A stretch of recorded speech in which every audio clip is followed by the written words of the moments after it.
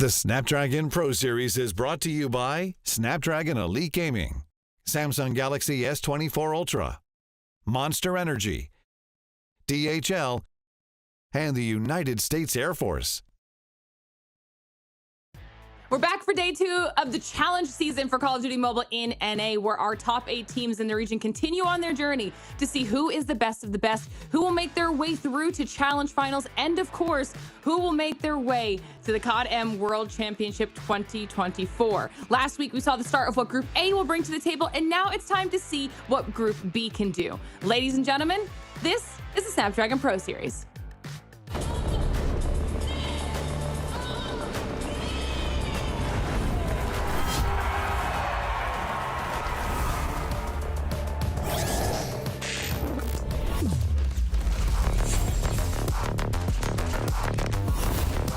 Looks like the players are ready. Here we go!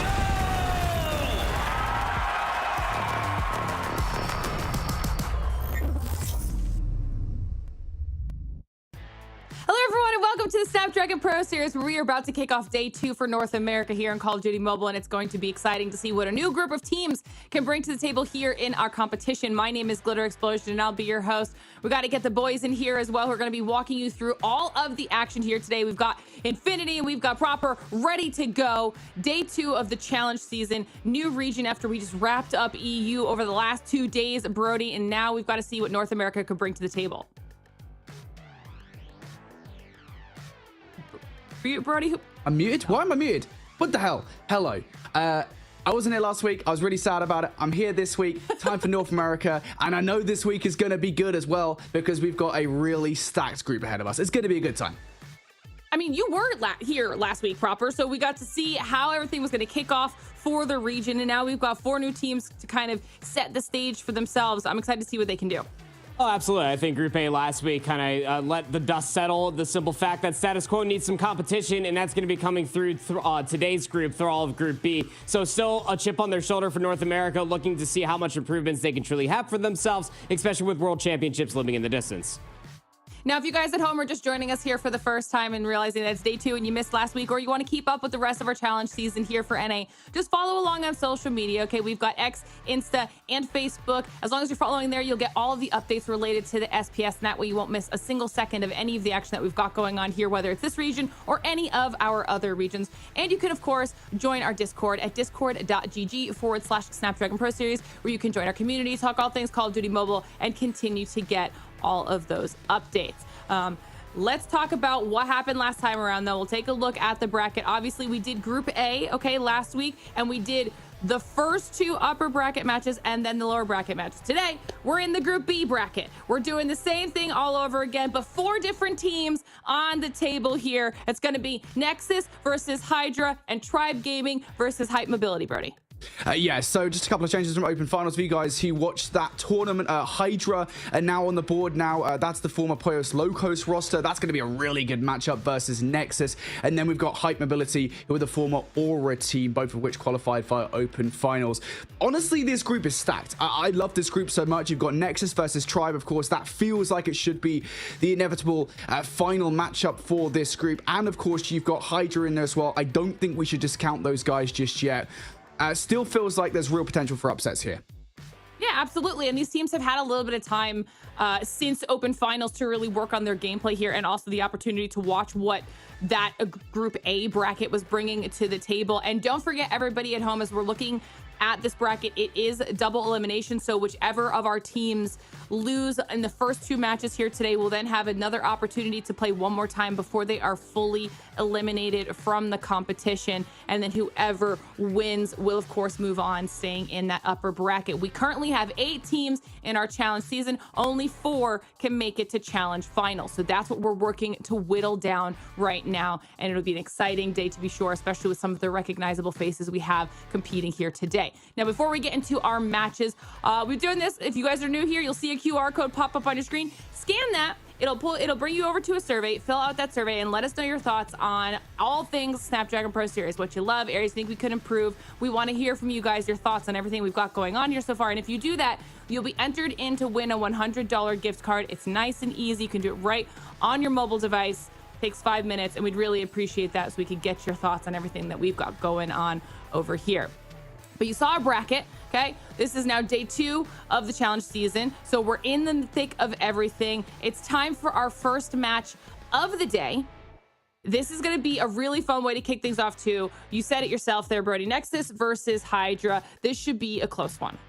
Yeah, it should be. Nexus, again, this one of the new super teams built for this season. You'll recognize a plethora of names from Seminole, Rejects, Mayhem from last season, all of which were stellar teams and all of which encompass stellar players.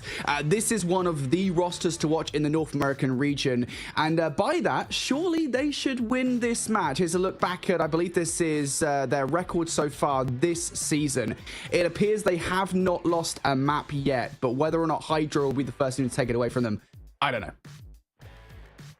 Yeah, I mean, they're the predecessors of Mayhem on top of Rejects, right? This is the team on the opposite side of the coin for a team that has a lot of vanity behind them that we'll talk about later on today that was made to win championships. The team looking to upset them, though, Hydra, as Brady had already pointed out earlier, through open finals, they were playing underneath Pollos Locos, which I'll be candid, thought was a much better name to say, at least out loud. But at least this roster is coming from the Mexican region. They do have time spent together. Of course, you do have representation from a team that did play underneath called O Killer that did place top 7 in between Fixo and Just. A couple individuals did play on that Undream roster that also got top 6 in LATAM SPS Season 4. So there is a recipe here. Are they going to find much success? I'm not too sure. We're all learning as we're going along. But these guys have already tasted what it feels like to be in this stage of at least a different region. Now they're going to get their mettle tested going up against a championship caliber team of this Nexus roster.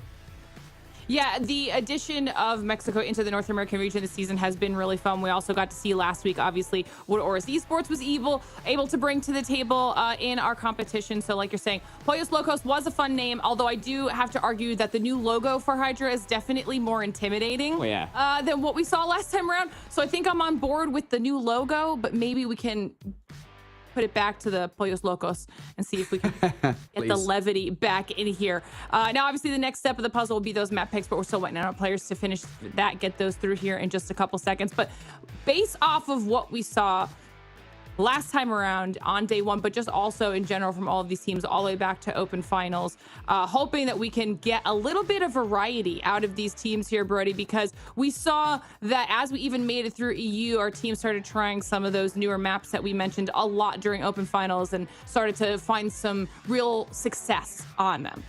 Yeah, I think teams are already starting to get comfortable with the new maps, although I will say there were a couple that they seem to not really want to play just yet. We haven't seen a hell of a lot of Kurahana for whatever reason. We don't really see Seaside beyond the one, and I think the one Seaside map that we've seen this season is probably an indicator as to why we haven't seen it.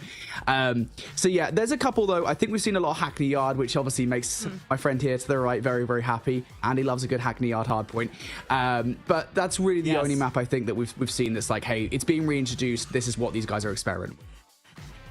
We'll pull up the picks and bans, see what we got here. Andy, you look like you couldn't be any less excited about a Hackney Yard if that's what we get here. I know I'm sorry, a big fan of it, and it's the first thing that we're going to be watching here, whether you like it or not, proper. So here it is. For the record, when Brody said his friend on his right, I don't think he understood that technically Lauren is on his left, the way that this whole screen is generated. I said right. Lauren says she enjoys a very good Hackney Yard. That is true. Hackney Yard, again, is a stapled map mode combination we had back in MW 2019. And the reason being is that it's a wrench in the system, right? And I think that if this Hydra roster is looking to almost kind of test Nexus in a way, you got to try some of the newer maps. Maybe catch them off guard. You can win the foot race to P2. More often than not, it's a guaranteed full 60, though the way we play here in COD Mobile, obviously specialists, operators, everything is going to be utilized, including the kitchen sink thrown just to try to break that, but still a very difficult one to break nonetheless. Very interested to see the Tunisia search and destroy. I think this Nexus team is going to be pretty good at that, go figure,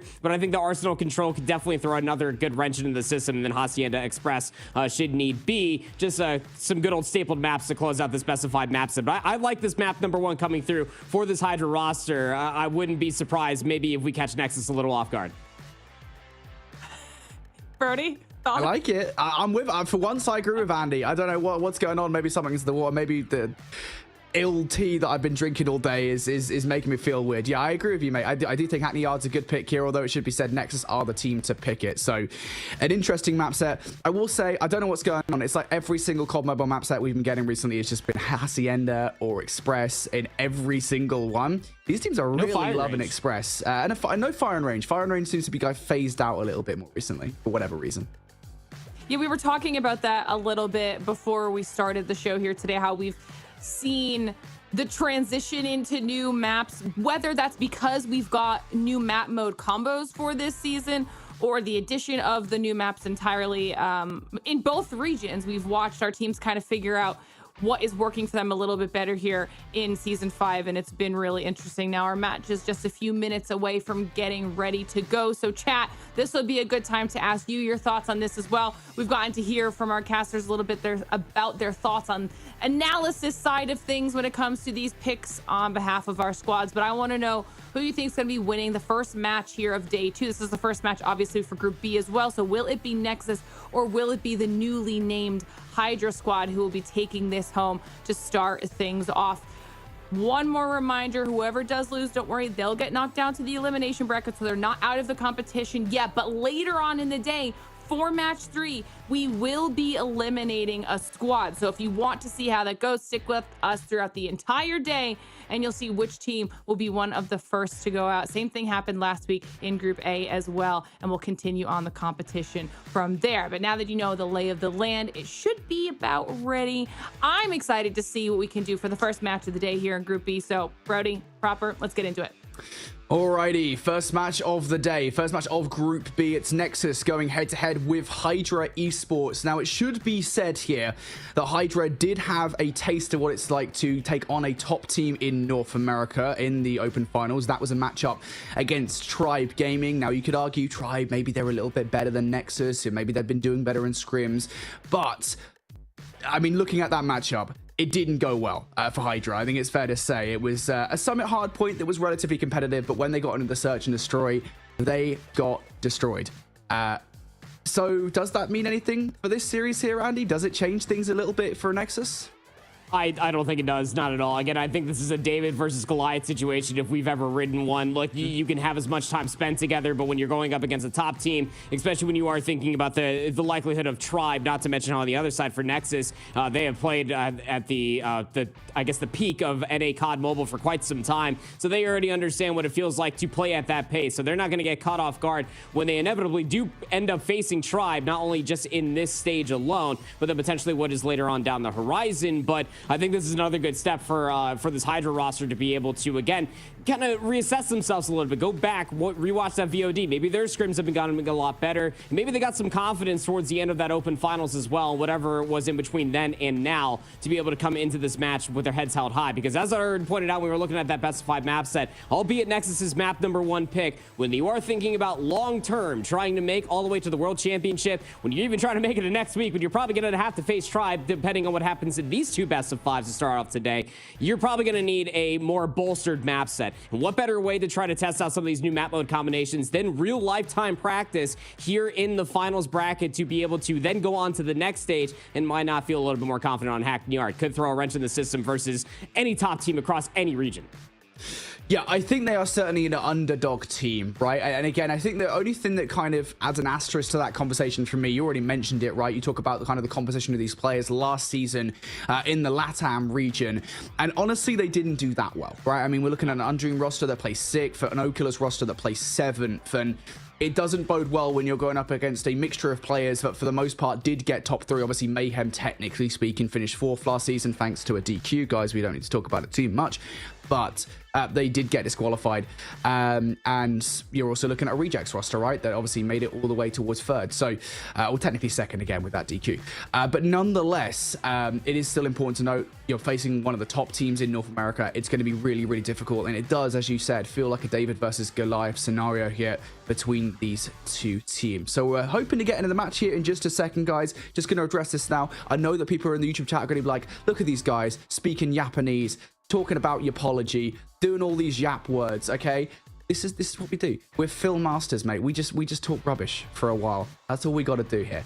But I'm very excited for this matchup, Andy. It is going to be a really good one, I think. I think if there are any is going to be any match today that I think is going to give us a close one, if there's any potential whatsoever, it's surely good at this one, right? I don't know. I have reasons to say otherwise, but I'm sure between this one and the next one, right?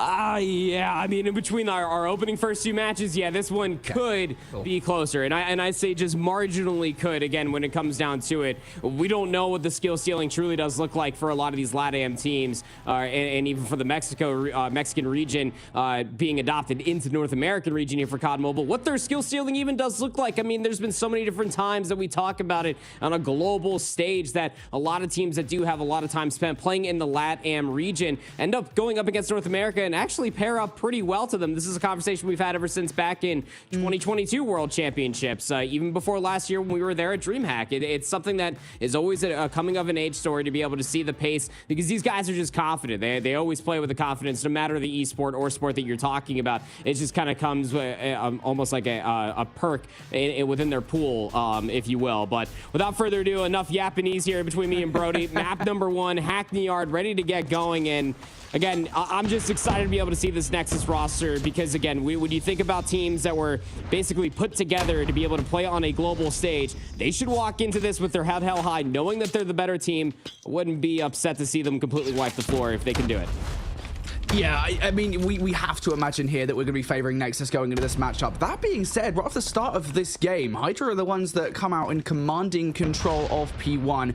And Anna, we always talk about kind of rotations here, how important rotation towards P2 is. Let's talk about that for a moment, because we've talked in the past about how P2 on Hackney Yard Hardpoint is arguably the most important rotation you can make on any hardpoint across COD.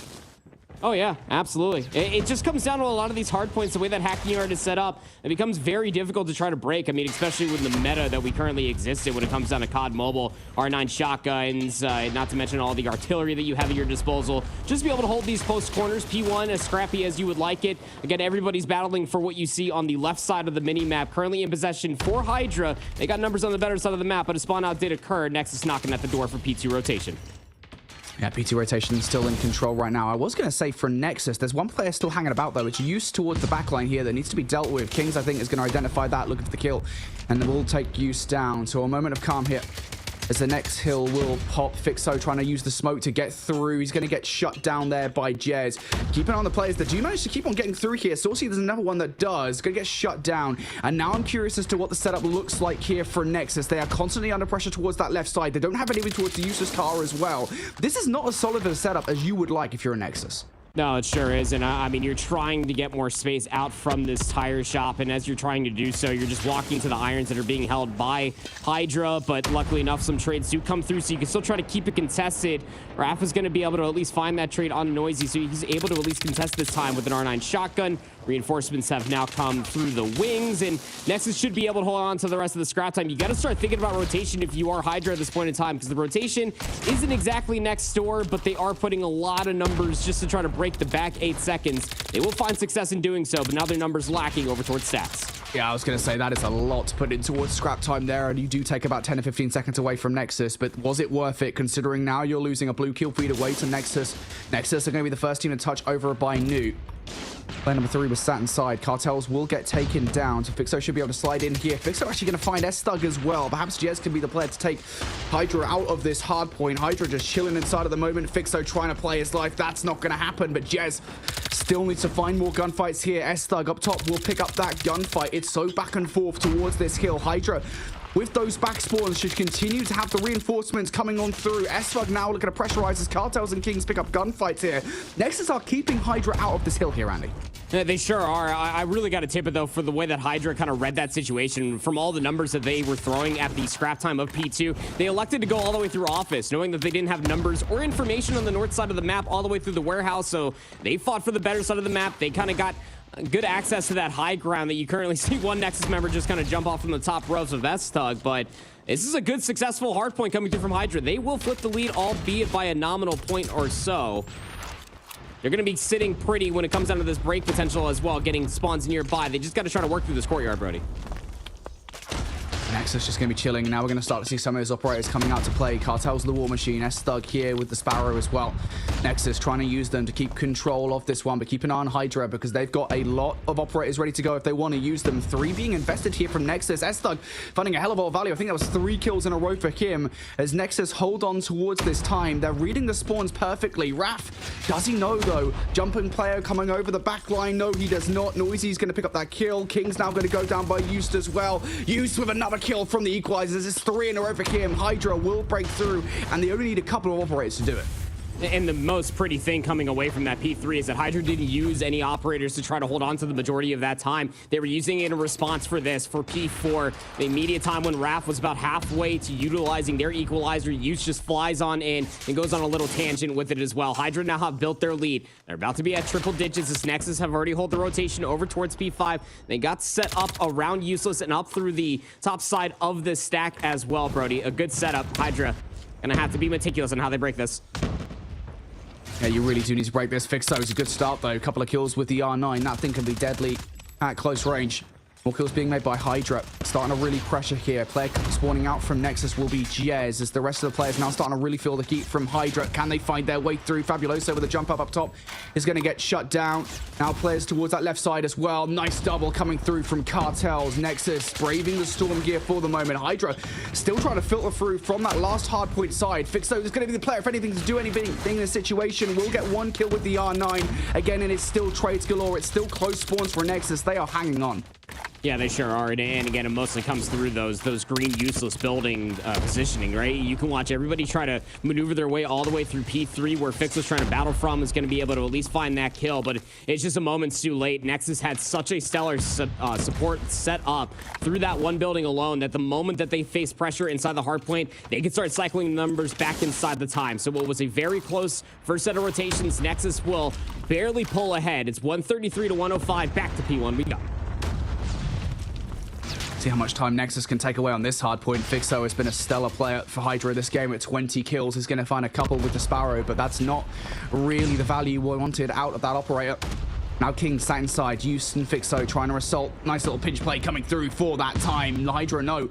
Still 45 seconds left to garner off the back of this hard point. This is big time for Hydra can get if they go for it. S-Thug wants to go for it himself, though. Sliding towards the hard point with the weapon in his hand. He's going to get it done. Now switching over towards the operator, switching over towards the Sparrow. What value can he find? Players all the way in front of him here. Has the support from his teammates as well. The Sparrow will go away, but next up to bat will be Jez with the Claw. Nexus using the operators now to try and garner this time, but keep an eye on that rotation as well, because Hydra have just flipped it out. This is not a terrible position for Hydra whatsoever.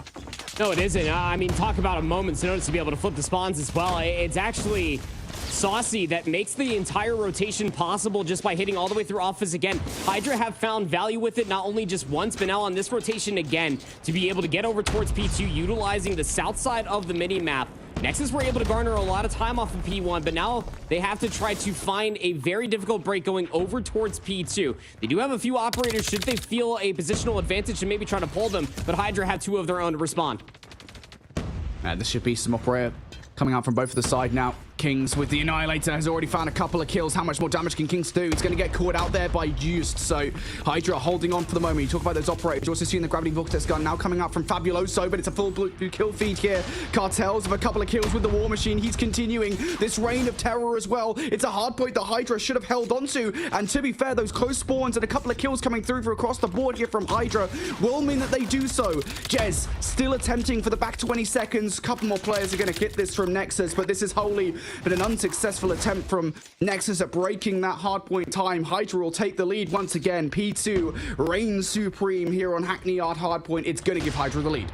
There were so many opportunities for Nexus to potentially try to work their way inside of P2, but the Gravity Vortex gun shut down a lot of those narrow choke points. And Cartels was the last alive there with the War Machine, albeit finding kills. Still had those blue fence spawns for Hydra. So as you point out there, 12-point lead. Now we rotate back over towards P3 once again.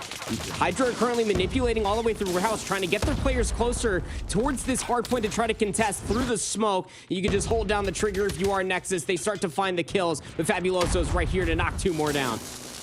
Hydra going to pick up a load of kills there. Hydra with a massive break with the first 15 seconds. This could be a pivotal moment here in this game. Youth in the middle of the map will find 3. Hydra now just on a complete tear, and Youth will continue kids as well. Hydra, again, a huge moment in this game to get control of this hill. They have a 20-point lead, and it is expanding as they continue to control this hardpoint Nexus. Try as they might to get in towards this time. Try as they might to take Hydra away from it. They just can't get it done. Andy, again, Hydra in control, looking for the back 15 seconds now. And again, with this hill control, they might actually be able to get some kind of path towards new as well, especially as Used is picking up these gunfights.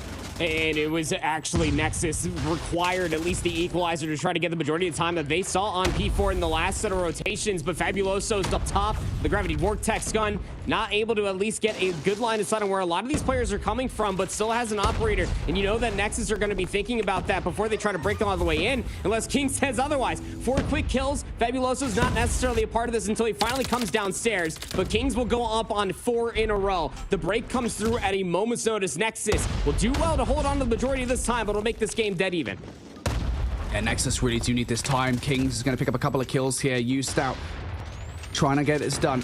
35 seconds. I got to imagine Hydra will give this a good shake, and then of course they'll rotate towards new because they do have those spawns as it currently stands. Used from up top though. Has he found the perfect route in to try and disrupt things? No. Cartels on the other side will explode both of those players. Houston Fixo down. Now on the other side, Noisy going to bring out the claw. Fabuloso and Saucy also finding some gunfights of their own, and Noisy continuing. This is not good for Nexus on this hard point. They are going to have to give this time away, but Nexus are okay with this because they've got the rotation. They do have the rotation, but look at the time. Hydra, you're just going to need one more break, and they're already starting to flood players at least over past the picket fence to try to get themselves inside of P5. But you remember the last set of hard points. Nexus got about a full 60 off of this hard point. Can they do the same thing again? A claw gets pulled out premature to the hard point actually becoming active. It is set up Raph to be able to find 3 more. So middle of the map, secured. Not as strong as the setups Nexus had on the previous set, but still a setup to have for themselves they need to hold. They do. Raph's going to bring out those equalizers early on in this one.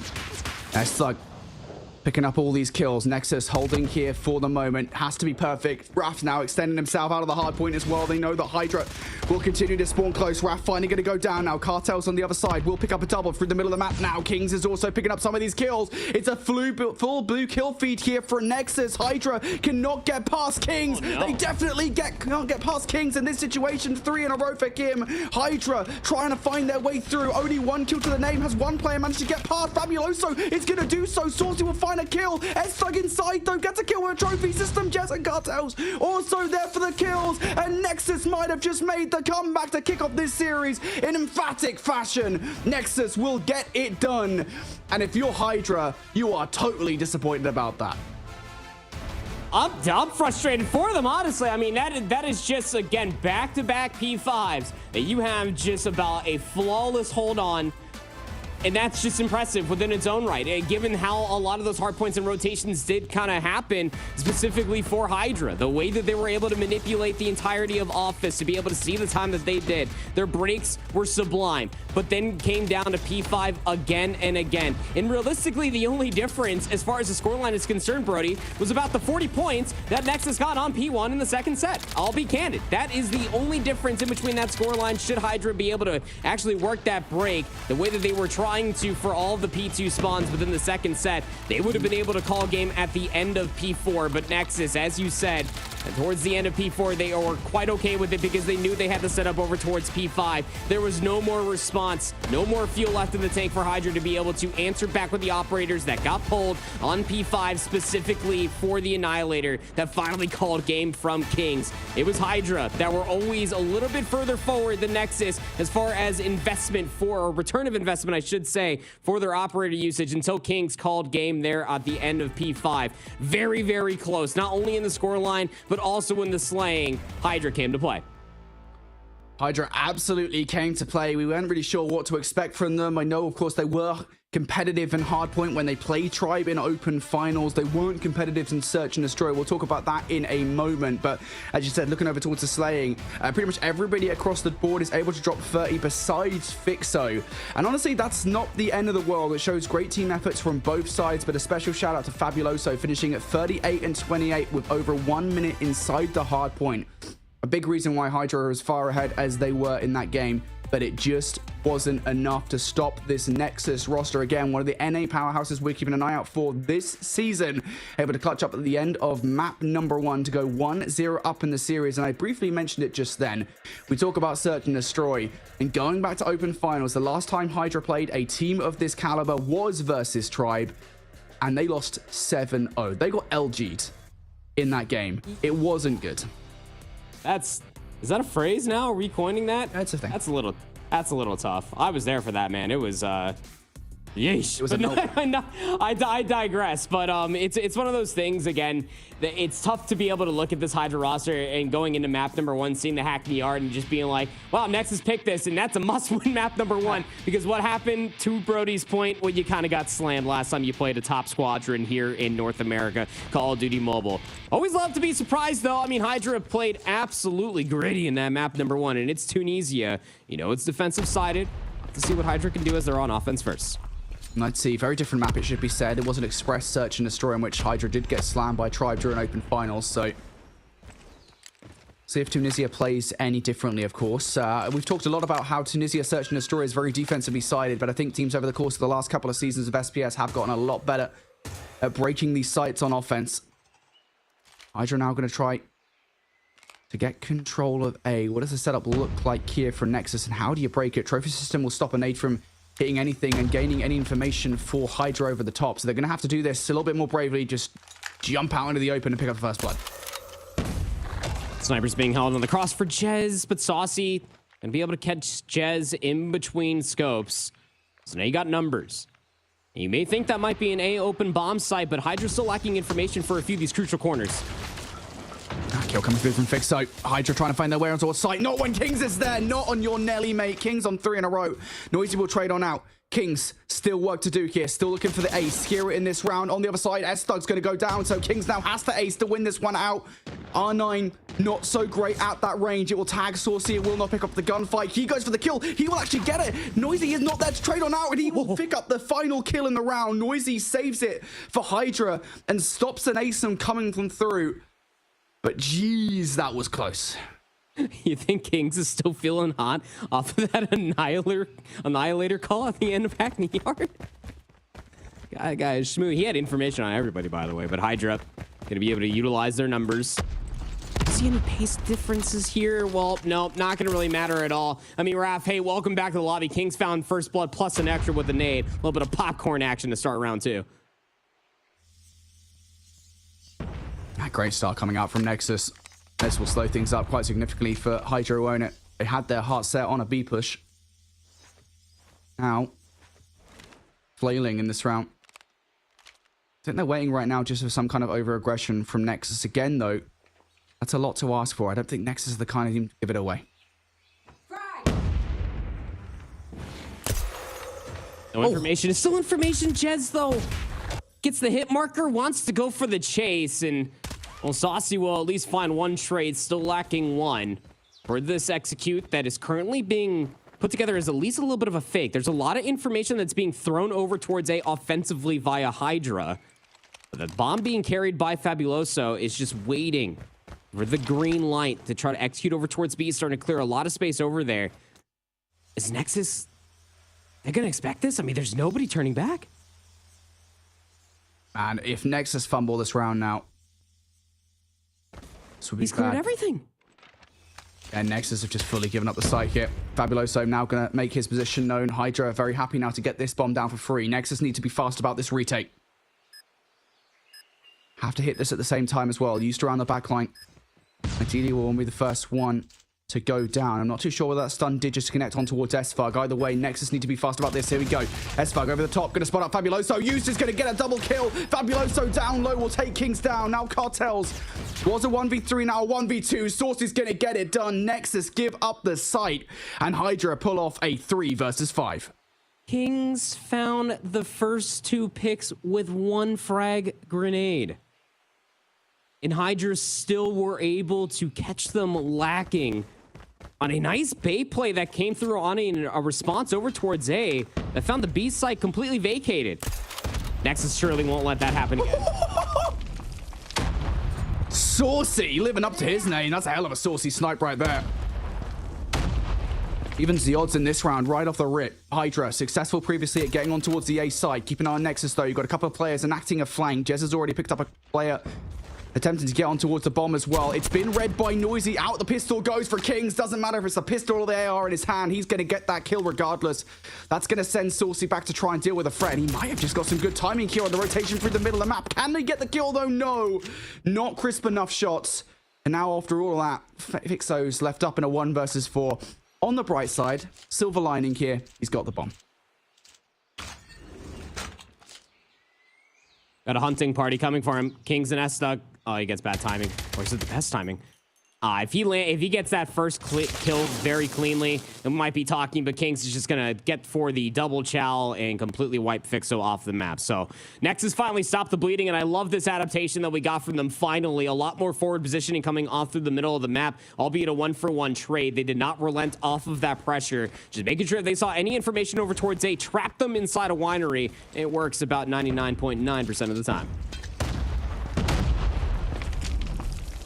Alrighty, well, first round on the board here for Nexus. Hydra. Do not fall foul to a double nade off the start of this round, but it is still the same site of attack. Here we go. Used. Entry player. Going to go down. Big pick from S-Thug. Great trade coming through from Fixo, though. Hydra, no. They need to brute force their one towards the side. Kings, the sole holder of the site now. The arbiter of it will find 1 kill. Going to get traded out from Fabuloso now. Hydra, they're in the site. Nexus towards the back. Raph again wants to get control. Saucy takes him down. Good trade coming through from Jez. Now a 2 versus 2. Snipers on both sides, still very actively holding this cross, but Saucy's kind of trapped. He's kind of worried about the timing, but oh, they got fooled once, and both Nexus truly thought that it might have been going over towards A, but it's a fake for the plant. Are they too far to hear that audio cue? Did they clear all of A? They're quickly starting to rotate back over towards B. Cartels and Jez might catch some good timing here. Let's wrap around the flank. Yeah, nice shot from Jez as well. You've just spotted out Noisy too. How noisy can you be for a 1 versus 2? All the noise, nope, nothing. Silenced by Jez as the snipe comes through towards the end and around. Nexus successfully retake the site. Hydra, though, they're very good at getting onto these sites, Andy. And they really are, and they found a lot of good success once they do finally get a couple good footholds on the bomb site itself. But that hesitation comes through from Noisy. Instead of planting the bomb, think they might get chow through the middle of the map. Could have potentially been the difference maker in between putting themselves in a win condition or not. All tied up in around number 5. Back over towards an A offense we go. Nate ceremoniously thrown over towards the top, and Nexus are taking a lot of map away past B. Big kill coming through from the middle of the map from Cartels. Nice read on towards Used. Now Nexus, 1 man up in this situation. Hydra have been here before. Have they been here before, though? Jez gonna snipe Noisy out of the round. Nexus not so fast to try and over-aggress here on the flank, and I think that's what Hydra are currently concerned about. Yeah, they sure are. We've been here before. If you are Hydra, just trapped around Winery, just trying to work for that pick. Fabuloso looking to land at least one of these shots. He's just getting played with. Here comes the jump challenge. Still misses a little bit wide. Drop shot. No. Oh, Fabuloso finally lands the shot onto Jez, albeit finally given to him. Dancing right in front of him. Cartels will find another. And you know where the last 2 players are located at least one for sure. Still trapped inside a winery. Nexus fully aware of that. Still sending S-Thug very quickly on the flank just to make sure that these players feel relatively trapped. 40 seconds remain. Yeah, to be fair, I think if Raph does go down there, this is a plausible round still for Hydra. And the Raph is able to get away scot-free. Now has the reinforcement. His besties are on the site as well. It's just so difficult for Hydra. Need something crazy. Not going to happen. Fabuloso, good effort, my friend. But Raph's going to take you down just like that. And now it's down to Fixo. 1 versus 4. And he's going to get shut down. Big kill from Cartels. Big round from Nexus. You can't afford to lose too many on the defense. Oh, I mean, they lost the first 2. And I was ready to start putting some wind in the sails for the Hydra flag and just saying, wow, these guys have truly figured out offense on Tunisia. But Nexus just getting a little bit more aggressive to the middle of the map, trapping them. Hydra trying to match that pace very quickly over towards B this time. We go. Oh, Kings! Kings is doing it again. No Annihilator this time. Noisy trades out, though. 3 versus 2 off the back of Kings' heroics. Nexus will still have to get back on towards the site, but Hydra, they don't know about that. They're waiting for this peek to come through, and Saucy really needs to hit that shot. He really needs to hit this shot. Jez is not the kind of guy to miss, though. Looking for it. Anything. Give him an elbow, and Jez will take it. It's just a distraction play while the R9s get up close and personal. Cartels and Raf get it done. Nexus finish out the half. 4 rounds to their name. Off of winning the initial 2, in one of those rounds, Kings almost found the ace. We have a 4-2 half. Now it's Nexus's turn on the offense. Are 2 rounds good enough, potentially, to try to force at least into overtime, let alone take this map for Hydra? Only time will tell. Kings, though, has 10 kills through 6 rounds of play, which is just absurd. To pass it over towards B, it's going to be a battle through the steps, and Raph will find that first blood unused. Big first blood. I will say fair play to Fabuloso. Hasn't been shaken off this whatsoever, but he has now just been taken down. Raph pushes out towards the middle of the map and will be punished for it, but still. Noisy 1 versus 4. Jez didn't expect him to be transferring through the middle of the map, so he'll catch Jez off guard. Brings us down to a 1 versus 3. Yet still, this is a huge ask. Noisy has to be loud, has to be proud, and is neither in that situation. Shut down. Nexus just brash their way on towards the B site, and it's totally theirs. And just an immediate stark difference is what we're talking about for Hydra versus some of these top teams. I mean, Nexus fundamentally, how many times through these 7 rounds of play have we seen just them being able to isolate the information, but making sure that they don't go in at least for 1? They are always playing for the trade more often than not, unless it's a first blood kill. This is just one of the fundamentals that we're going to continuously talk about for Nexus, Tribe, and many other teams to come until we see what they look like on a global scale. First blood for Nexus again, 2 rounds away from going up 2-0 in this best of 5. This round is significantly slower from Nexus. I feel Hydra out before making the move forward. Through the middle of the map feels like it's where it's mostly coming from. S-Thug's actually going to be the entry player with the bomb as well. That's a brave call. Jez also picks up Fabuloso, so it's a big risk that will work out for Nexus here. They once again have B-side control. And they're just going to get trapped. I mean, Fixer's going to find the trade, but then not too far away as another Nexus member to deal with the remaining of Hydra. 6 rounds in a row, even through the swap back over towards offense, Nexus are making it look easy. Aggression on the first, a little bit more passive through the middle of the map to be able to work some of these picks in the second. They're giving you every single taste that Tunisia has to offer this time over towards A. Just one more round. Nexus take this search and destroy and a commanding 2-0 lead in this series. Raph getting aggressive. They want this round to be done. This search and destroy to be done here and now. Raph will only get a shot. But Nexus have bullied their way on towards site, and now Jez is finding value off the back of it. Noisy will double up on the try and attempt to re-entry. Used to Fabuloso also finding value here. S-Thug the only one to get anything whatsoever. And Hydra, they might have been bullied out of the site, but they will bully their way back through. They had a collective like maybe 45 to 50 HP. What was it to think if he had an R9 in his hand, maybe he finds both those kills? I'm not too sure. It's not the universe we're living in. Hydra are able to exist for another round. Into round 10 we go.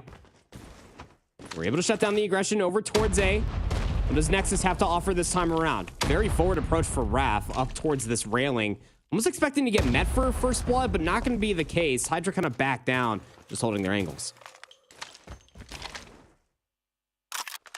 And it is going to be a similar look once again here from Nexus.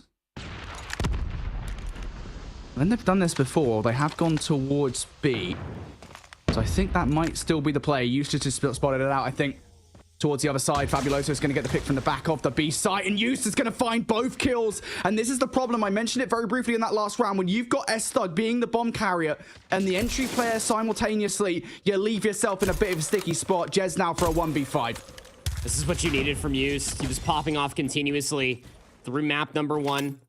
Need a little bit more of these lurking plays, and then we're going to be talking about the conversations for some overtime. Jez, though, 1v5, I mean, you never really want to count players out, but has a sniper to play with, not to mention has to be able to pick up the bomb in no man's land. Should have a freebie here on a Noisy. He's going to do it? Yep. He's going to do it! Yes! We haven't seen one of these in forever. Thanks, Jez. We appreciate you, buddy. Down you go, Noisy. Bit of embarrassment there. Adds a bit of entertainment for a 1 versus 5. Still makes this... There was no reaction out of his teammates, by the way, for being executed. He's going to slide down here the double doors, and he's going to be met with 2 Hydra members, but I'm not gonna lie, Brody. Hey, if you're getting assassinated like that, I'm dropping everything I'm doing. I'm sprinting over there trying to cancel it, even albeit in a 1v odd situation. I'm saving your life, buddy. I don't think you'd make it. I'll be honest with you, bud. Yeah, you're right. I don't think either of us would make it in that situation. Either way, Nexus have led a couple of rounds to Hydra. Has the Hydra woken up? Nexus now looking to get their way on towards A. Previously, they were able to do it, and they draw the first blood this time around as well. Raph going to bring out the LMG to get this one done. Down, they're going to be able to get the bomb down. Yes, they are. Hydra now. How fast can they be at this retake? I mean, they're all kind of trapped, right? I mean, not only are you just lacking that one member, there's nobody to potentially go on a flank. Look at the way that Hydra are trying to play for this. They're looking for a pick either through their side of the map or through mid, and they've waited too long. 2v5. Yeah, just one player left alive. Saucy. Have you got the sauce? It's a one kill. But still, time is really his biggest enemy in this situation. This feels like a foregone conclusion, and it will be the R9 of Kings that takes him down in the end. And it feels quite poetic that that's the case, as Kings finishes that search and destroy with 13 kills, a huge reason why Nexus are as dominant as they are. Hydra, they fought back towards the end, but too little too late. Yep, just moments too late, or maybe a moment too early. I don't know. I mean, they kind of popped off in those first two rounds, let alone, I mean, it almost came through in an absolute crazy ace from Kings. What was that, round number 1? But I digress. It's one of those things that Hydra actually showed really good prowess through their offensive rounds, being able to turn a disadvantage into their ultimate advantage, working on bait plays, being able to work information to be able to flip numbers and get the bomb planted over at B. Some hesitation came through, and then that's when Nexus truly did strike. Well, that's when they started realizing, oh, so if we dictate the pace of the middle of the map and we're able to work that first blood, Hydra simply have no response, no rebuttal, barely whatsoever. And that was absolutely the case. Here's that assassination one more time. Very anticlimactic. And I'm not going to cap you, Brody. They would have came close to saving their friends' lives. It would have been close. Yeah, you think? Yeah, I would have tried. He thought about it for a while, to be fair. He was sitting there like, do I go for this? Like, I think he was probably having a conversation with his teammates like, hey guys, should I, you know, I know there's still time here and that's not really on my side. Like when the ghost is like slowly pulling you away, just ruin the round. Yeah. Remember me. Do I go for it? Do I go for it? Yeah. He went for it. Nice. Lovely played from Jez. He's going to finish out 13 kills, as I already said, as is Kings. 13 apiece between those two players. Nexus, off the back of their vigor, will win the search and destroy. And for the other side, nobody really popping off in the way that we wanted them to. We saw some great moments coming out from Noisy, a couple of big two pieces that kept Hydra in the game in some rounds. But beyond that, they were mostly muted. Nexus, starting off this series really strong. I will say, because we didn't really know what to expect between these two teams. Again, we look at kind of the disparity of a Nexus roster that is made up of kind of a combination of two teams last season that were dominant in the North American region versus this Hydra roster that are made up of two teams that were, let's just say, not dominant in the Latin America region. And we didn't really know what to expect. I will say Hydra have been competitive so far, and in that search and destroy, they were more competitive than they were versus Tried in open finals. Oh, yeah, absolutely. I mean, talk about just two very difficult draws when it comes down to this Hydra roster, right? I mean, the first time that we saw them on broadcast when they were playing underneath Pollos Locos, they got decimated by Tribe 7-0 in that search and destroy to end that run. Inevitably did make it to this point in time, but then their opening round here in Group B when they're going up against the second best team that we have here in North America in Nexus. So it's kind of like a good lunch, half fries moment, at least for this Hydra roster, but it's one of those things that you always have to expect to play the best teams. You're never going to be the best if you cannot beat the best. Who would have thought? That's exactly the realm that we're living in for Hydra. But again, I mean, this is just really good practice when you're thinking about it to potentially make that lower bracket run to maybe still try to make it through to next stage. There's still a lot of time. There's still some Call of Duty Mobile left to be played. We still have a control to talk about, and not to mention the pace that at least we got through the Hackney Yard of that map number 1 was quite good. Again, control very different of a game mode, go figure, than Hardpoint, but at least if you're able to showcase the manipulation of the map like we got from Hackney Yard comparatively to Arsenal when it comes down to this map number 3 for Hydra, you might be sitting pretty. It just always comes down to those reps, and that's what we're talking about for these teams that aren't always at the top. Control reps are very hard to come by. Nexus might be staring down the barrel of a very easy 3-0. Yeah, well, Control was the one mode we didn't get to see from Hydra during Open Finals. Of course, those matches were best of 3, and they got 2-0'd by Tribe in the match we got to see. Of course, they did also 2-0 TLE to qualify. So we don't really know what to expect when it comes to Control from these guys. What we do know, though, is that we're going to see Hydra go straight towards A on the defense here. They're winning the vast majority of the gunfights. Only one player left to contend with. It's Raph, who might have just found the sneakiest of routes in behind. Picks up 1 kill, and is now looking to buy some time for the rest of the team. Perhaps even some map control as well. Raph is single-handedly giving Nexus a lot of control over A. Yeah, sure is. All the way through this little room, it's just very difficult to try to dictate where some of these R9 shotguns are going to be located at, but now it's not just Raph. Off of a 3-kill start, Jez will find 2 in response. With the sniper rifle, that should be a lockdown. You're still tracking by about 2 lives if you are Hydra, so just try to play for a couple exits. You have B on lock, just comes through this transition. It's a very fast capture over on A. As you said, B is on lock. Maybe not for long, though. Raph is the lock picker here. He's picked up a couple of kills already. Fabuloso will trade things out. Nexus do feel a little bit individual at the moment. They're already going to utilize the Predator missile here for a kill, and they also have to imagine a little bit for some information. That information gives them the knowledge as to where all of these players are. Nexus act on that. They get a full wipe now. This should be a very fast capture attempt from them. S-Thug now starting to find more kills too. Hydra being bullied out of this control zone. Fabuloso is just chilling on the stairwell. S-Thug's like, hang on, buddy, you ain't staying alive for much longer, and neither is this point. That is fast and aggressive from Nexus. They want this control done quick. Yeah, I'll say. And it's one thing when we talk about these top teams going up against other teams that we know, and I'm sure that they're thinking, hey, we're just better than these guys, that they just immediately try to play for that spawn trap. It is nasty here on Arsenal for Call of Duty Mobile, but Nexus just win for the control segments, and they transitioned over towards B flawlessly via the Predator missile and just kept all of Hydra trapped inside of their spawn. Kings did a great job of making sure of that. So now an offensive attempt comes through for Hydra. Can they find the same value that Nexus showed us? So far, it's at least a 1-for-1 trade. Nexus read this perfectly. It's a scramble in the middle of the map. Are they going to win the gunfights is the question for me. Yep, they are. Kings will double up. Defense is very strong for Nexus, but this is a brilliant reaction coming out from Hydra, I will say. Despite losing that initial flurry of gunfights, it looks like they're not quite entirely content of just straight up hitting A. They're just trying to take control of that lane towards B here for the moment, and they've slowed up entirely, and I have to imagine part of this is all the utility that is being thrown their way. There was a 100-killer drone in the air. There's Jez now bringing the Predator missile down as well. Nexus know exactly what to expect here with this hit, and they're just waiting for something. Hydra are taking a really long time with this. It's almost like they're expecting for players to try to flank, so maybe that could be where their numbers come through. And you're starting to see some of the blue arrows to try to turn back and maybe try to clear their spawn, but then there's other 2 players trying to move their way over towards B. Discombobulated, to say the least. Noisy will at least find 1 over towards B, but it's just a trade, and by that time, it's a 1-for-1 going through the middle of the map. You got 1 player on A, and that's Fixo, but no reinforcements, easily dealt with through the ventilation shaft. And Nexus right back where they started. 4 seconds remain in this round, and they never lost their iron grip on the map control.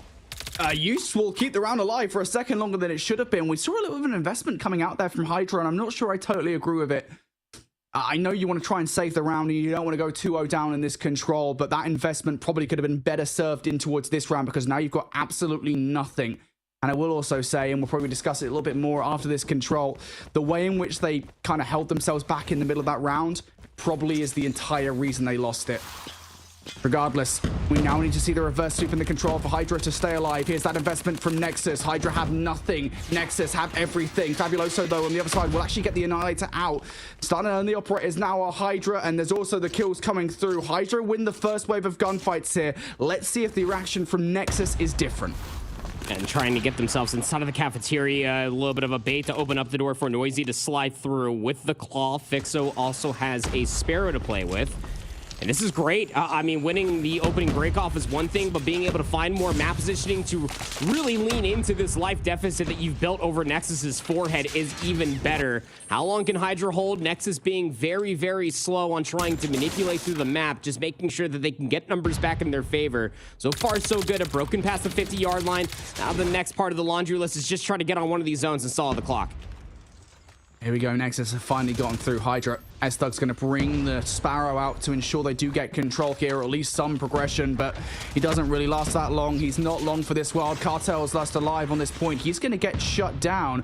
We're seeing a kind of a double down here from Nexus, a reinvestment of pretty much everything they've got for information. It works out. S-Thug is going to find one. Kings will find a couple of kills with the Annihilator here, and Kings is continuing to find value. Kings is picking him up off spawn. Nexus now transferring from point to point. A is gone.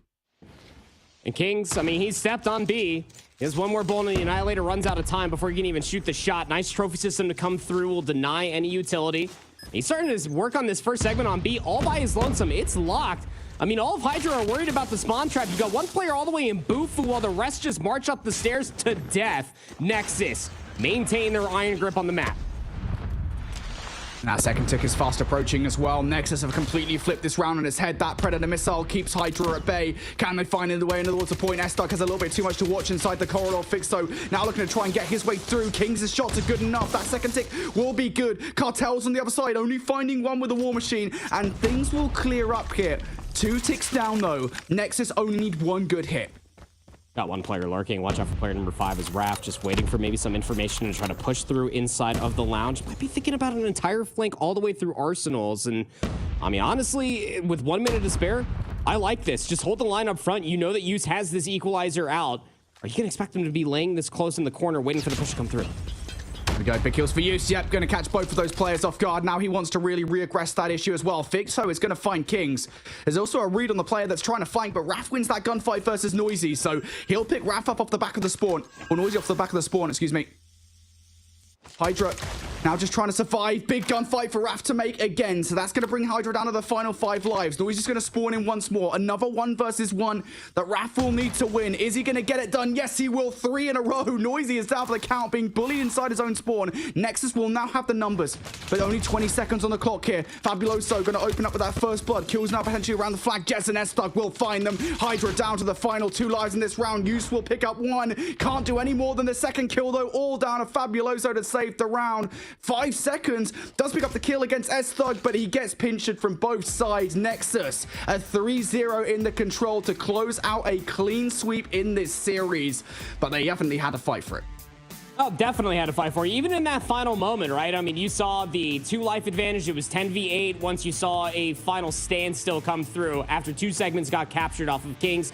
Just doing what he did throughout the entirety of the series. Just any sort of weapon, Annihilator in his hand, doesn't matter. The guy's probably going to pop off, find a multi-kill inside of the feed at one point or another. But just were able to sort out another win condition. There was more than enough time to be able to flip at least control into a team deathmatch there in round number 3 to be able to get Raph inside their spawn. And that was the player I was starting to highlight. Watch out for that munitions push. That was starting to manifest. Raph thought about maybe trying to push through lounge and catch these players off guard once they actually spawned up, but started to work behind enemy lines once any kill came through, let alone Raph was the first one to start that spawn trap, and then he killed the same player about 3 times over. That's just tough. That's Arsenal control, but Nexus were in firm control of every single round, barring this round number 3 in the opening. Hydra had every single advantage this side of the Mississippi, but once Nexus were finally tested, they said, all right, we understand. You opened up with 3 operators. Let's work a couple of kills. And the moment they got any sort of semblance of map control, they immediately flipped back onto Hydra's head and were able to win it quite decisively. 15-9 out of S-Thug, 16-9 out of Kings. Name a single map in this best of 5 that Kings didn't pop off. Oh, wait. Yeah, I will say, I think there were learnable errors there from Hydra, and that's what I take away from this best of 5, obviously. I don't think there was anybody even in the chat that would expect Nexus to lose this series, but Hydra, they were competitive. A few things that arguably I think they should change. I think especially looking back to that control. And, you know, there's promise, I think, in this Hydra roster, ultimately, and I think that's what I take away from this series. But Nexus, we expected them to win, and they did. I like that phrase, the learnable mistakes there. I don't know how much they'll be able to implement what they learned since they'll be going into a match today. We'll have to see how quickly they can think on their feet here. But Hydra will now drop down into that lower bracket, and we'll be waiting to see who they'll face off against based off of our next matchup on the day. Either way, also really strong start for Nexus, just kind of give themselves a little bit of momentum heading into the upcoming weeks of the challenge season, but getting themselves that one step closer to where they want to be when it comes to making their way through to the challenge finals. Now that we have Nexus in the books, it's time for us to start looking towards what we saw the second match to be on that bracket. It'll be between Tribe and Hype Mobility. Tribe obviously being another team that we are constantly talking about. A little bit different look this time around, but a name nonetheless that people are used to seeing up on that podium proper. Yeah, oh, absolutely. I mean, Tribe, what a household name for Call of Duty Mobile, dating way back, ever since the inception of Call of Duty Mobile. I feel like we've been talking about Tribe Gaming, and a lot of household names as well, to be able to make a championship caliber roster, to be able to, hey, go figure, maybe get their brand back on top. I can't wait to see what both of our teams have in store for us next. For now, we're going to be giving Hydra a little bit of a break to get themselves settled and reset before they head into the third match on the day. Just a reminder for everybody at home, match number 3 will be between the first 2 teams to drop down into that lower bracket. At the end of the day, we will have eliminated one of our teams from this side of the bracket. If you guys are just joining us here and you're wondering where some of the teams are that you might recognize name-wise, that is Group A. We started the first week with Group A, got their portion of Group A, and now we've gone into Group B, which is the other 4 squads in the challenge season right now, and that's what we are currently working our way through, just in case you were a little bit lost if you joined us a little bit late. But like I said, we've got another match coming up around the corner. Before we get into that, though, it's time for a short break, so don't go anywhere. You're watching the Snapdragon Pro Series. The Snapdragon Pro Series is brought to you by Snapdragon Elite Gaming, Samsung Galaxy S24 Ultra, Monster Energy, DHL, and the United States Air Force.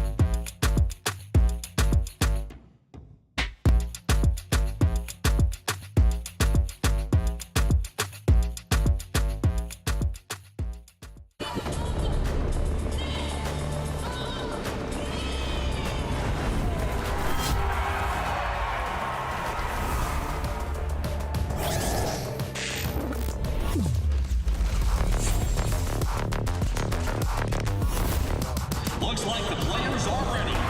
Here we go!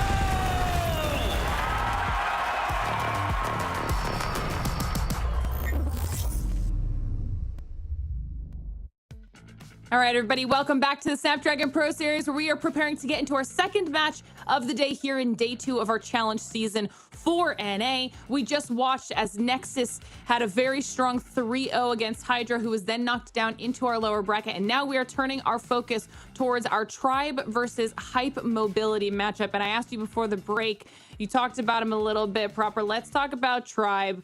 Just such a well-known team. Yeah, let's talk about the Goliath in the North America room, shall we? Tribe Gaming is back, and a lot of household names that actually won them a world championship not a few years ago. Rabalo, Envy, Vague, Teabag also representing for Tribe, but then we're going to see Washi and Marshy, I'm sure, be playing inside of this match. They're the number 1 team in North America. I don't think anybody's going to be sitting here kind of wagging fingers, expecting anything less. These guys have built a reputation over the years, and they are starting to answer the question, what would happen if we completed a super team format and underneath one banner, and that is Tribe, you have pieces of Seminole, pieces of Rejects, competing underneath this Tribe Gaming banner to be able to win, well, what they sought out to do again, and that's World Championships. Yeah, Tribe are pretty good. I think it's fair to say. Tribe are a pretty good team. You mentioned them being the Goliath here. Well, here's Dave. It's Hype Mobility. You've got a number of players, which, to be fair, if anyone's watched Snapdragon Pro Series over the last couple of seasons, you will recognize. Coldest last season from Team Disciples, a team that was relatively competitive in Hardpoint and Search and Destroy. You've got Proxity, who played all the way back in Season 3 with Limited. The one I would point out, though, and again, it is kind of a wayward selection of players, but the one I would point out would be Yawn, who was on the Truly roster last season. That, of course, was like kind of the 4th place team in North America, the ones that were kind of slightly competitive with the big 3. But Yawn, to me, was the standout player on that roster. So if you want to pick up anybody here, it's probably going to be him. And him and Proxy, I think, as the new additions to this team, should at least bolster them for what is going to be a really difficult match. And we'll have to see how it goes down for them, but we also have our map picks ready to pull up so we can talk about that and see what our teams have decided to go with here after what we saw the first time around in our match. Will we get another Hackney Yard? Is that what Brody wants to see is the real question. It's in there. It's later on, but it's in there. We're starting off with standoff hardpoint here, Brody. Oh boy, yeah, this is a fun one. Yeah, this is actually not that different of a map set from what we saw in the last one. We've got our Arsenal, we've got our Hackney Yard, and we've got our Tunisia as well. I'll just be it all later on in the best of 5. We are starting things off on a standoff, and we love standoff.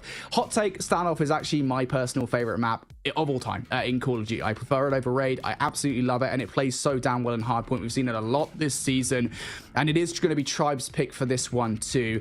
Going to be interesting, I think, to see, what is the way in for Hype Mobility in this series, because I don't know if I could pick out a map where maybe they could take Tribe down.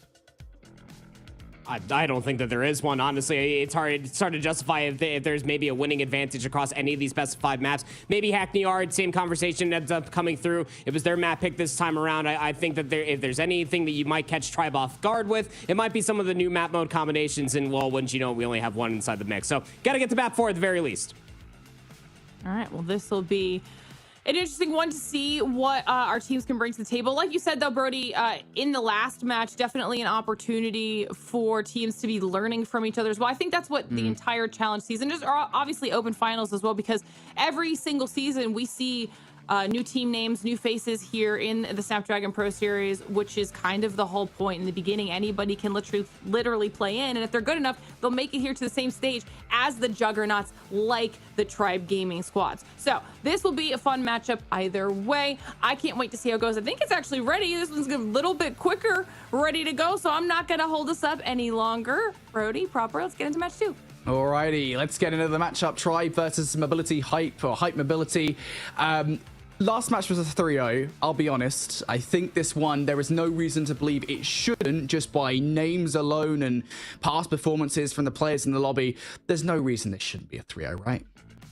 I mean, there could be reasons. I'm not too sure. I haven't watched any of these games that are List them. Tribe. I don't think that there's going to be any reasons whatsoever. I think that you're going to be searching some pretty deep caves of the Call of Duty mobile community to potentially find any sort of I guess dents in the armor that is this Tribe Gaming roster. Even when we thought that they might have gotten slightly tested, at least through open finals, they only lost one map, I believe, that was to Truly. But I digress. Hey, this is a team that when they are firing off on all cylinders should be undoubtedly the tops of the mountains, but love to be proven wrong. Again, when it comes down to this Hype Mobility roster, you knew that you're going to be facing these top teams eventually, as we always do. Coldest did have a little stint to be facing some of these top teams, albeit wasn't the best outcome, getting 8th underneath that Disciples banner as well. And maybe Yon might be able to add a little bit more oomph to the gunny, if you will, for Hype Mobility. Might be able to get them closer to the line, but I think that Tribe still wins this 3-0. Yeah, we'll see. I want to see Hype Mobility be competitive here, and I guess if there is a way into this series, sometimes I feel like Tribe, because obviously this roster is a highly competitive team, it's one of the best teams inarguably in the world. Sometimes they can maybe take things a little bit relaxed, maybe is maybe the way into this series for Hype Mobility. Maybe they can kind of catch Tribe off guard when they're maybe too relaxed, but I don't know, I'm kind of stretching there for something. Tribe, really good roster. Hype Mobility need to find a way, and they have had a good start to this game. They get the first set of kills and gunfights towards P1, but Tribe now have stabilized. They've got the gunfights back. Now they're looking for the back 30. Yep. Again, for Tribe, not only for the back 30, but also to maybe try to manipulate all the way through the backside of the gas station.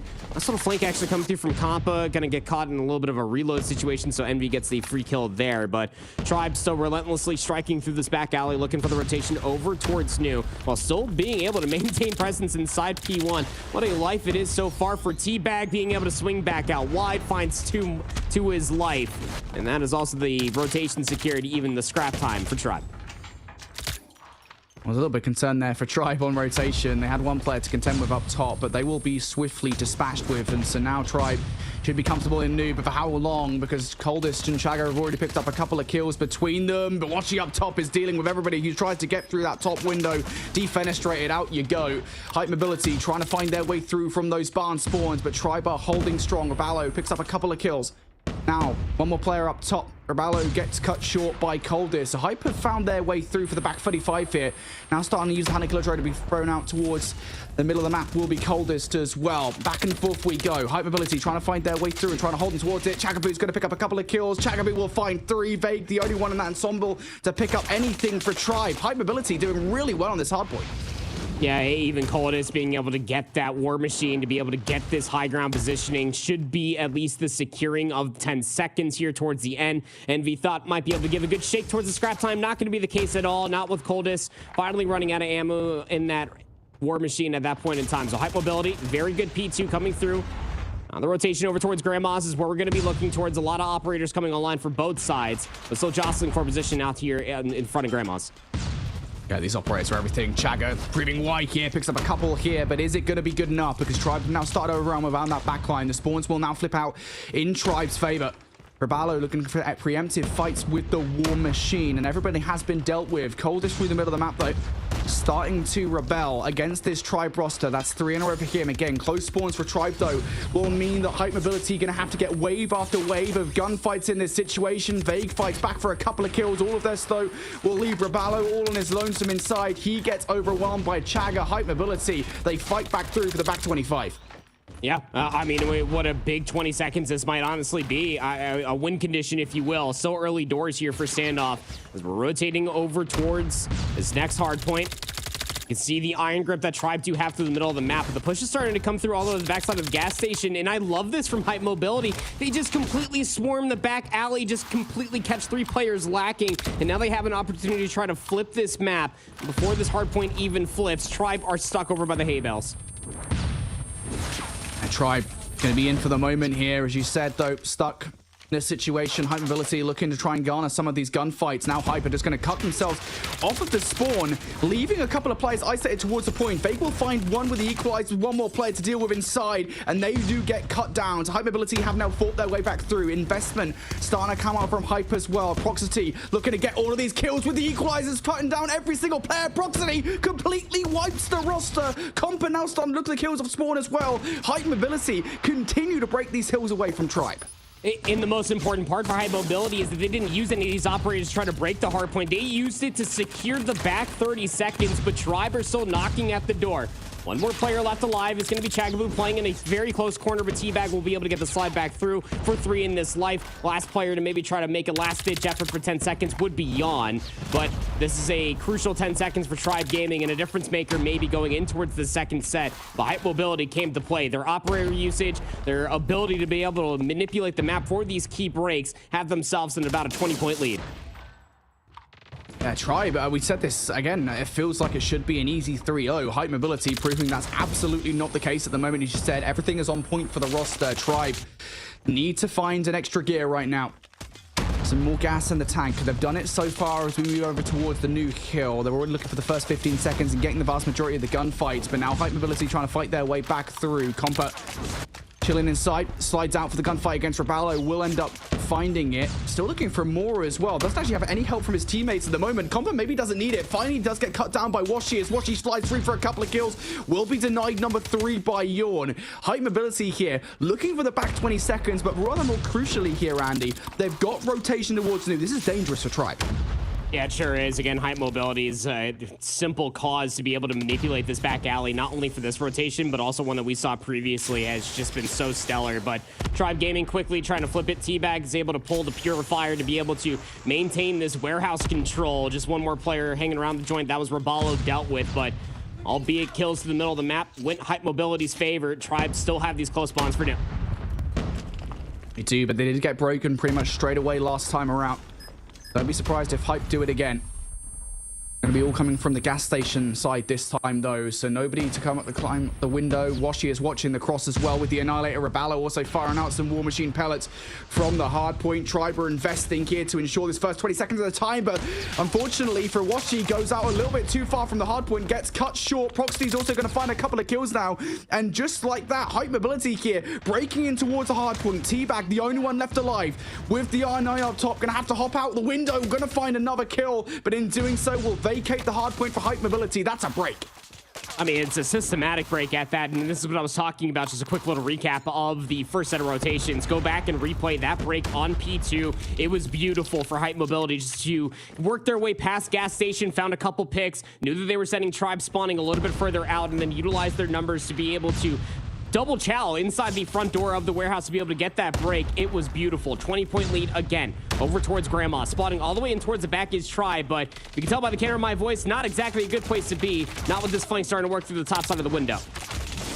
Washi, the only one finding value here. Tribe also going to lose another player. This is disastrous here for Tribe Gaming. Hype Mobility have just fought their way through, and they're also winning the gunfights off the back of it too. Investment now coming out from Tribe to break their way through. Envy with the claw has found 1 kill. How much more can he find to break and flip these spawns out? Back in Tribe's favor. Coldest is having absolutely none of it. Comes through with the double with the War Machine. Hype Mobility continue to hold on towards Grandma's. Tribe, try as they might, cannot break through. And again, not using operators to break, but using operators to hold. Hype Mobility have found themselves in essence of a win condition here, and it's worked stellar. through a multitude of hard points. Proximity with the equalizer, at least for one, up to 21 kills. 29 for Coldest, 22 for Chagaboo as he calls in a Predator missile, gives away the information. Tribe Gaming playing a little bit scared, but they still have numbers over towards this rotation. But look at how fast Hype Mobility are trying to cut through Brown. A nice double comes through from Rababble. Should at least hold the middle of the line, but you still have Hype Mobility players knocking down the door here at the hay bales. I do wonder whether you want anybody out this side towards the tractor side of this hard point, because you're letting Hype Mobility get closer than you really should be.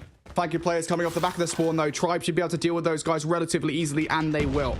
So now Tribe in a spot where they need a full 60 here off the back of this. Cold is going to open proceedings with a couple of kills. Now another player going down by the hay bales. It's going to be investment coming out from Tribe, investment from Hype Mobility as well. Compa, what can they get with the Annihilator here towards this hard point? They're going to have to face down a fair bit from Tribe as they look to hold on. Comp is going to find more value down low. Is that the opening they required? Fake's having none of it. He goes down for a couple of kills. Chagga, the next one up top, as Vague vacates that top side. Chagga will find his way through. Tribe Gaming, though, still in control.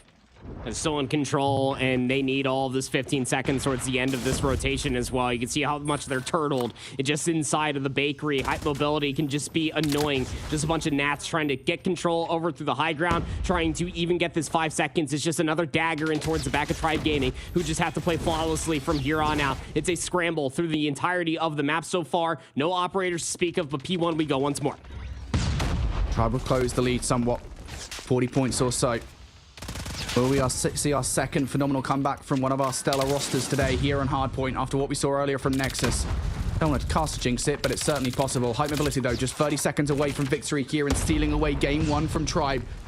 Looking for the time over by P1 right now, trying to fight this one from Brown. Coldest is going to open things up with 3 kills with the War Machine, though. That is the break that Hype Mobility needed. Only one more player to deal with, and it's going to be Vague. And I thought for sure that Vague was going to be done and dusted, but no, he fights back with 3 of his own. Now more investment coming through from Tribe. They want this hard point.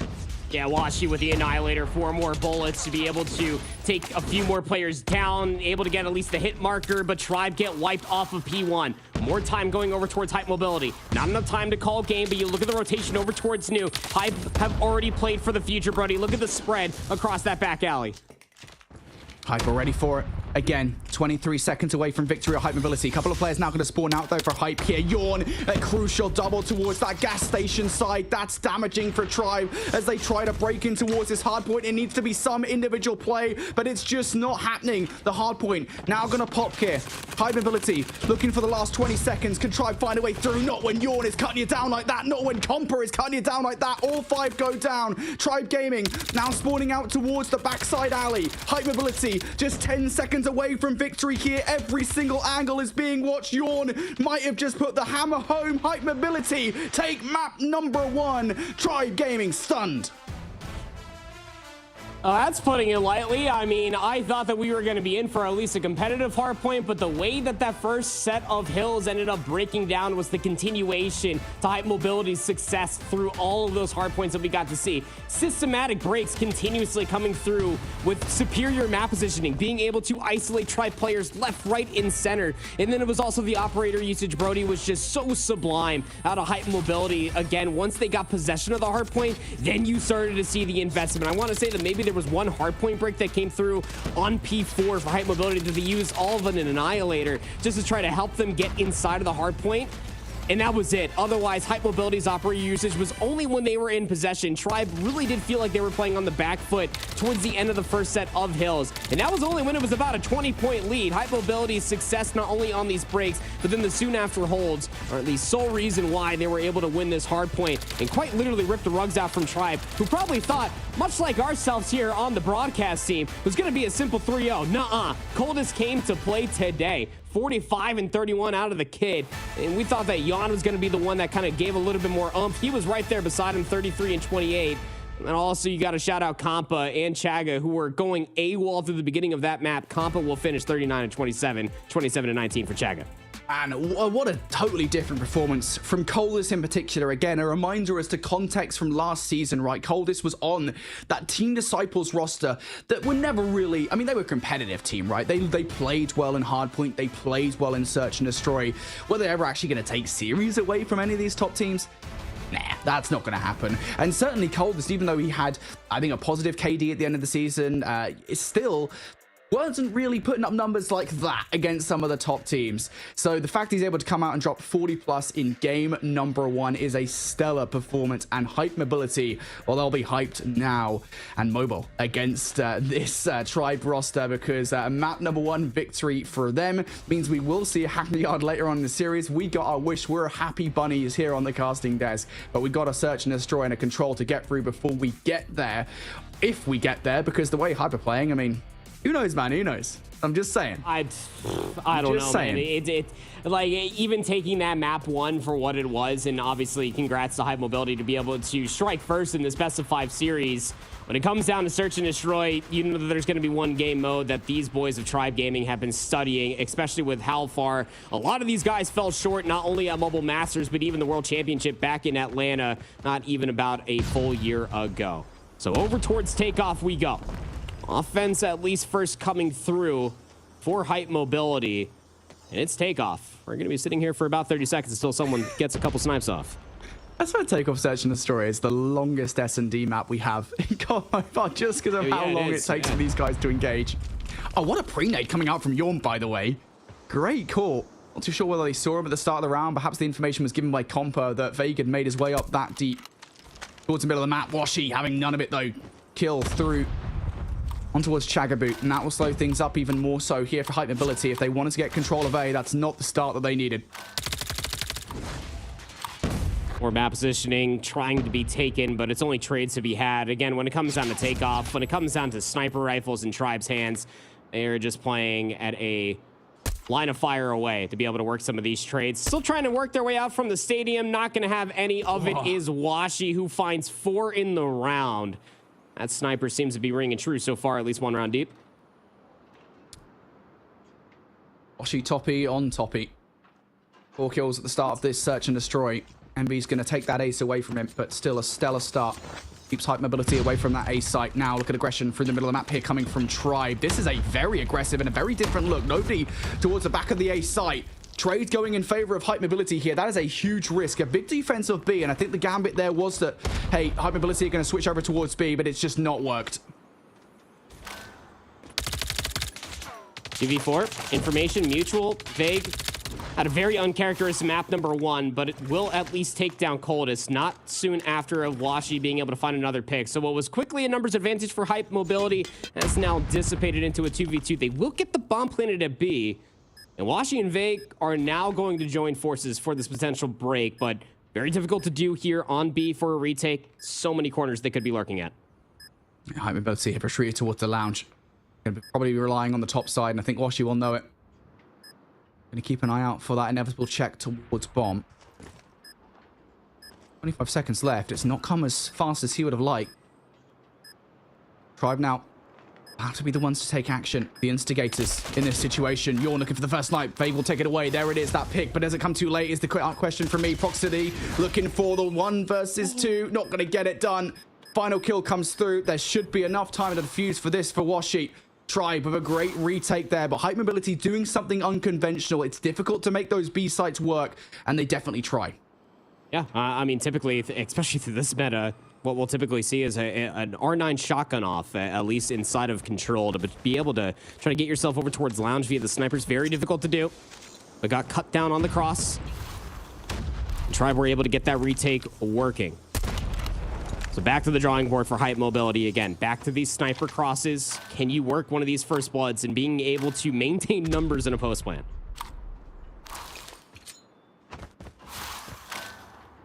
This is it. Back to that round number 1 look, as you said, from Tribe here. That round number 1 fell apart. Hype Mobility because of Washi's antics. Might be Vague that does it this time around. If you're Hype Mobility, you know that there's going to be an R9 looking in this direction. Now you most certainly do know. Vague put some warning shots out into the open. Time is being run down off the clock here. What a beautiful nade from Vague as well. Chagaboo down in the dirt. Hype Mobility now have to start this push on towards A. Have to find something. That's a great kill to respond from Compa. That's Washi down for the count. That's 1 player off the site. The sniper's gone, but Raballo is most certainly not. Raballo finds a double. That gives Tribe some continued control over by A. Hype Mobility, not the numbers in this situation. And just when you thought it was 1 over here for Hype Mobility, it's actually 2 to watch the cross, so at least Raballo was able to get the reload off. And now you're being suppressed as Teabag has worked his way up past the scaffolding.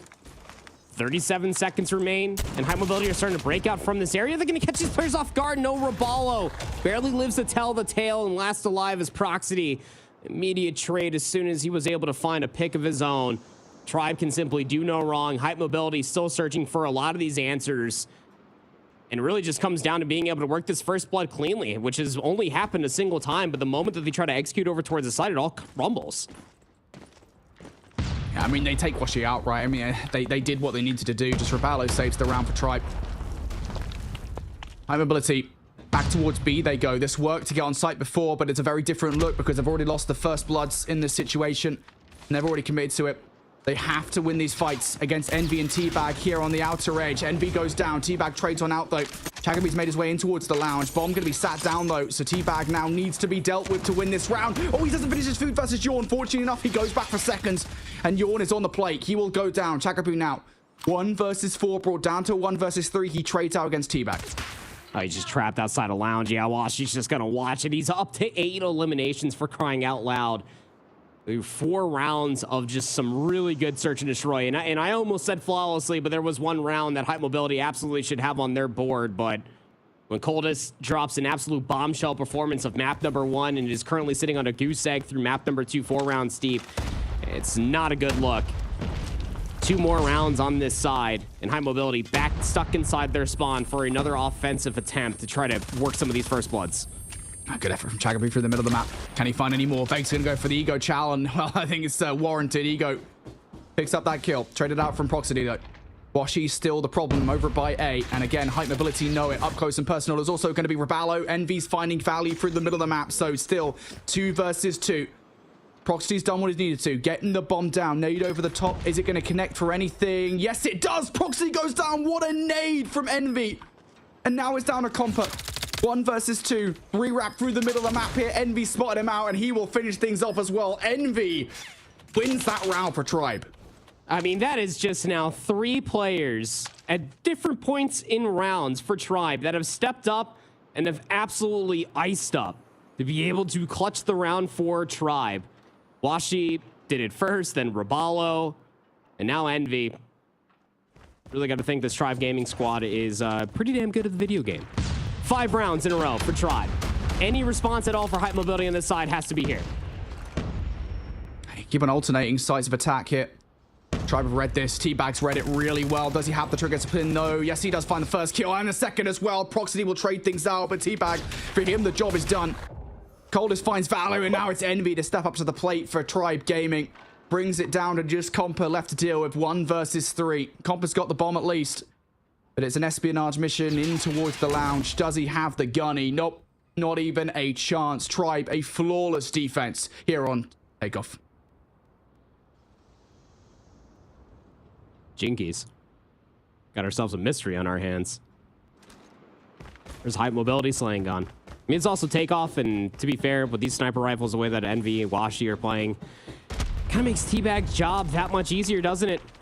Aggression, realistically, is all you need if you are Tribe. 1 round to the good is all that is required. Compa will find 2. You got numbers again if you were Hype Mobility. We've been here before, but now the sides of swap. And I was going to say before the round swap that it is worth saying that the 6-0 start from Tribe is not quite cataclysmic for Hype Mobility, of course. Takeoff, search, and destroy is very defensively sided. It's so difficult to get the bomb down on either A or B. Tribe have just demonstrated exactly why. Washi, though, top fragging at the moment here for Tribe.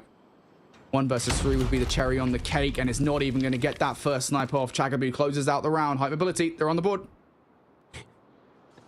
1 round at a time.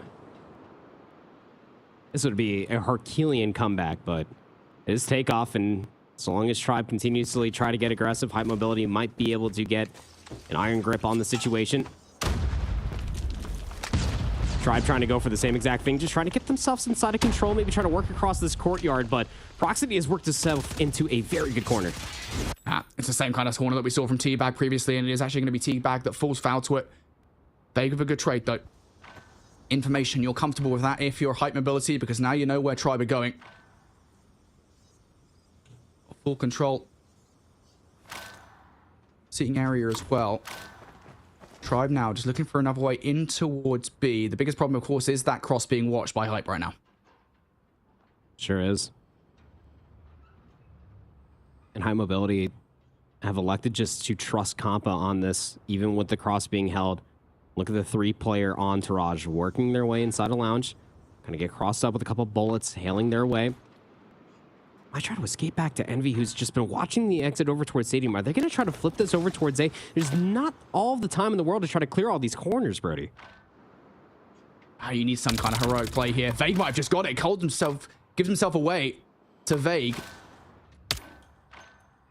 Compa's not quite so suave of it. I think he's about to get hunted down by Vague, though. He takes Rabalo down first, so that's the bomb plant that's going to be stopped. Tribe, though, even though they have numbers in this situation, still need to go and retrieve that bomb, perhaps take Hype Mobility down with 30 seconds on the clock. Can they get it done? Yawn's just spotted out Envy. Envy's got the one-shot sniper in the situation. The Tundra is built for situations like that. And now Tribe will get this bomb down. Chagga, 1 versus 3. Finds the first versus Envy. It unnerves Fagan, stops the plant. And there is the final kill regardless. Washi is going to get it done, and Tribe will get it done here in the search and destroy. And that's the positives. Closing out your defenses 6-0, totally flawless, in that you only need the 1 round as you switch sides. Yeah, I mean, you can barely even draw it up to be more perfect. And hey, it didn't work out the first time, just sprinting all the way through courtyard. So why don't we just be a little bit systematic when it comes down to working their trades and being able to work over towards B. I gotta say, I mean, that's when inexperience really does come into the conversation. At the very least, a very winnable round to maybe try to get up there second. If you are looking at a Hype Mobility G's perspective, you just didn't need to push for more information. You had the crosses, you had the high ground being held over by the B bomb site, and you played right into Tribe's hands as being able to isolate the information via their numbers and being able to work their trades the way that you know that they are working to do when it comes on offense. Very, very difficult to be able to convert offensive rounds when it comes down to takeoff, search, and destroy. We saw that when you're going up against Tribe from Hype Mobility's perspective through 6 very, very difficult rounds. A couple clutches, sure, but Tribe Gaming really showcasing why they are no laughing matter, albeit now tied up in the series 1 apiece, and a very good takeoff, search, and destroy to bounce back from a standoff hardpoint. Yeah, I think just Tribe are a very versatile team on the defense, right? And I think, fair play to Hype Mobility because they had a few different looks at both bomb sites to try and crack it, and they even took out the power players in multiple different situations. But you mentioned it, I think, at the half right before we switched. I say the half, it wasn't really the half, was it? I mean, it was about 80-90% through the game where we saw these standout performances in those early rounds. If it wasn't Washi looking over the site, if it wasn't Rabalo picking up when Washi got cut short, if it wasn't Envy with the nade over the top and then the snipe to finish things off, if it wasn't Vague, I mean, everyone had their part to play. Everyone had a moment in those defensive rounds in which they were able to stand out and take Hype Mobility down. So that is a much more standard performance from Tribe Gaming. No nonsense now as they take the search and destroy in demanding fashion. And now we go over to a control here in this best of 5. It's time for literally the swing game in the series. Didn't think I'd be saying that between these two teams. Are Tribe now on fire? Are they now back to their normal form? Will we see any kind of resistance here from Hype Mobility? Yeah, I mean, maybe. I don't know, because, I mean, Cold has had a massive map number 1 and then just was almost non-existent in the map number 2 comparatively to, like, Vague was non-existent in the map number 1 for Tribe and then had a very good map number 2. Who knows? Honestly, I mean, Control is always having a lot of different question marks when it comes down to it, especially versus 2 teams. When you get the data right in front of your face, whether that map number 1 kind of concluded, and especially with it being on Arsenal, it is very break-off dependent. Control always will be, but it goes beyond that. What does it look like once you end up getting that wipe? What does your team do soon after? A lot of questions. We need these answers. Alrighty, let's see what Hype Mobility have for us here. On the offense, as you rightly pointed out already, they've had 1 solid respawn in this best of 5, so surely we can't count them out here. And off the start of this round, they're winning the vast majority of the trades as well. T-Bag's going to have to come back. He did want to go towards the AA guns to get some map control and perhaps set up a spawn trap a little bit early. But now he needs to get more actively involved in control over the middle of the map because Hype Mobility, they're already here. Compa over the top, looking for the kill against T-Bag. T-Bag, what can he find? Just a little bit too much to handle there. Nobody able to do anything here for Tribe Gaming as Coldest finds 3. Hype Mobility might have just captured A off the start. Yeah, it's looking good for it as well. Nobody's in a position for Tribe to try to stop this segment. You had 3 players. That's a very fast capture coming through for Hype Mobility. 2 minutes on the board to try to work over towards B. Tribe are currently setting themselves up for a couple exits. Watch out for Envy. He's currently lurking inside of the ventilation. Jumps out. T-Bag will take down another on the opposite side. So you're starting to work a little bit more map positioning. If you are Tribe, Hype Mobility looking for the same exact thing, at least through the cafeteria and all the way past munitions as well. And we know how difficult this spawn trap is to try to combat it against. Tribe trying to deny it before it even starts. Good efforts from Tribe here. Not the start they wanted to this round, but certainly this has been a brilliant response. Now I'm going to see the Predator missile coming down from Coldest to buy some space for Hype Mobility. It will land, takes Washi out of the equation, or he can do further damage. All life advantage now for Hype Mobility. 1 minute 20 on the clock to try and make this move forward. Proxy, did he get that opening snipe on towards Vague? Looking for something solid here. Convincing for Hype Mobility to make that first move forward. It is a very one-dimensional attack. Pretty much everybody coming through the front of this hard point, but that is good enough for Hype Mobility. Yawn, Comp, Proxy, everyone finding some value. Just one more player in the corner to contend with. It's Envy. He will actually find one kill. Trades, though, in favor of Hype Mobility as Yawn finds two. Hyper on the point. Yeah, crucial two-piece. I mean, you had players here, if you are Hype Mobility, to maybe try to work some of these trades, but now you currently have 2 players sitting on the B control zone. 2 segments will be captured. Watch out for player number 5. Washi's currently working at least with the ventilation shaft to try to maybe work a little bit of a flank, but Proxity is actually going to pick it up, and that might at least try to thwart this pinch, but the retake from the steps will be successful for Tribe, but you still have 54 seconds. You are down just about double the lives if you are Tribe Gaming. To say you have to play this just about perfectly is putting it lightly. You do indeed. Colas has already found a couple of kills as well. I think this round really starting to flip through the things of Tribe Gaming. They have to be perfect now. Can't lose a single man on the board. Vague will win that gunfight versus Colas, but the trades are good for Compa. 35 seconds, still time a problem though for Hype Mobility. They do have to be somewhat strategic about this one, or maybe Yawn could just brute force his way in towards the point and take Envy down. Proxy follows up with the kill on towards Washi as well. Just down to Teabag now as Raballo falls, and he's already just taken out Chagaboot. You know where he is. Try and force him out in towards the open here. Teabag for a 1 versus 10. A 1 versus 3 on the point. Good luck, have fun, friend. Get what you can, because it's not going to be a lot. Hype Mobility take round number 1 in convincing fashion. The early capture over towards the A zone, I think, was the biggest problem for Tribe. And I was sort of really wondering when that last player for Tribe was just going to throw their life away before even that second segment been captured would have been good. This is all dependent on how Tribe, if they can even win this offensive round, how it happens. 5 segments were allowed for Hype Mobility. Could be the difference in between the defense side or not. Only time will tell. Offensive attempt for Tribe. We have operators immediately being pulled. Yawn with the claw, Compa here with the annihilator, and it's a war machine coming out for Raballo, maybe as a response, but just gets completely blown out of the water to the rest of his teammates. For Tribe, the scramble through the middle of the map actually finally sways in Tribe's favor. Good trades to start off, but Tribe already saw on the clock. Tribe happy as far as this start to the round is concerned. Good pre-fire coming through from Raballo to take Proxity down before he can do some damage here. First tick already threw over by A. High Mobility. Do they want to give this one a fair shake? Do they want to invest the resources into stopping this point? They've got a couple of operators if they want to go for it. Yawn and Coldest will open up for a couple of kills now. It forces Raballo to push through. Raballo going to get shut down. Coldest is finding more value over on the point, and it's just down to Vague, who will actually find one kill. Keeps the hopes of a potential B capture alive. And while all this is going down, Teabag has got the Purifier in the spawn. He is burning everybody up, trying to bring the lives well in favor of Tribe. He might have just bought some space at least. Spawn protection was there, and you're talking about space. Well, it's actually nowhere to be found. Look at the map positioning and the advantage that Hype Mobility still has on the map. I mean, you only had one player of Teabag in the defender spawn, but the rest of Hype Mobility were controlling through the middle of the map. 40 seconds remain. Just need 1 segment left over at A, and we'll add an extra 60 to the board. But can Tribe even try to get there, given that Hype Mobility has so much map positioning?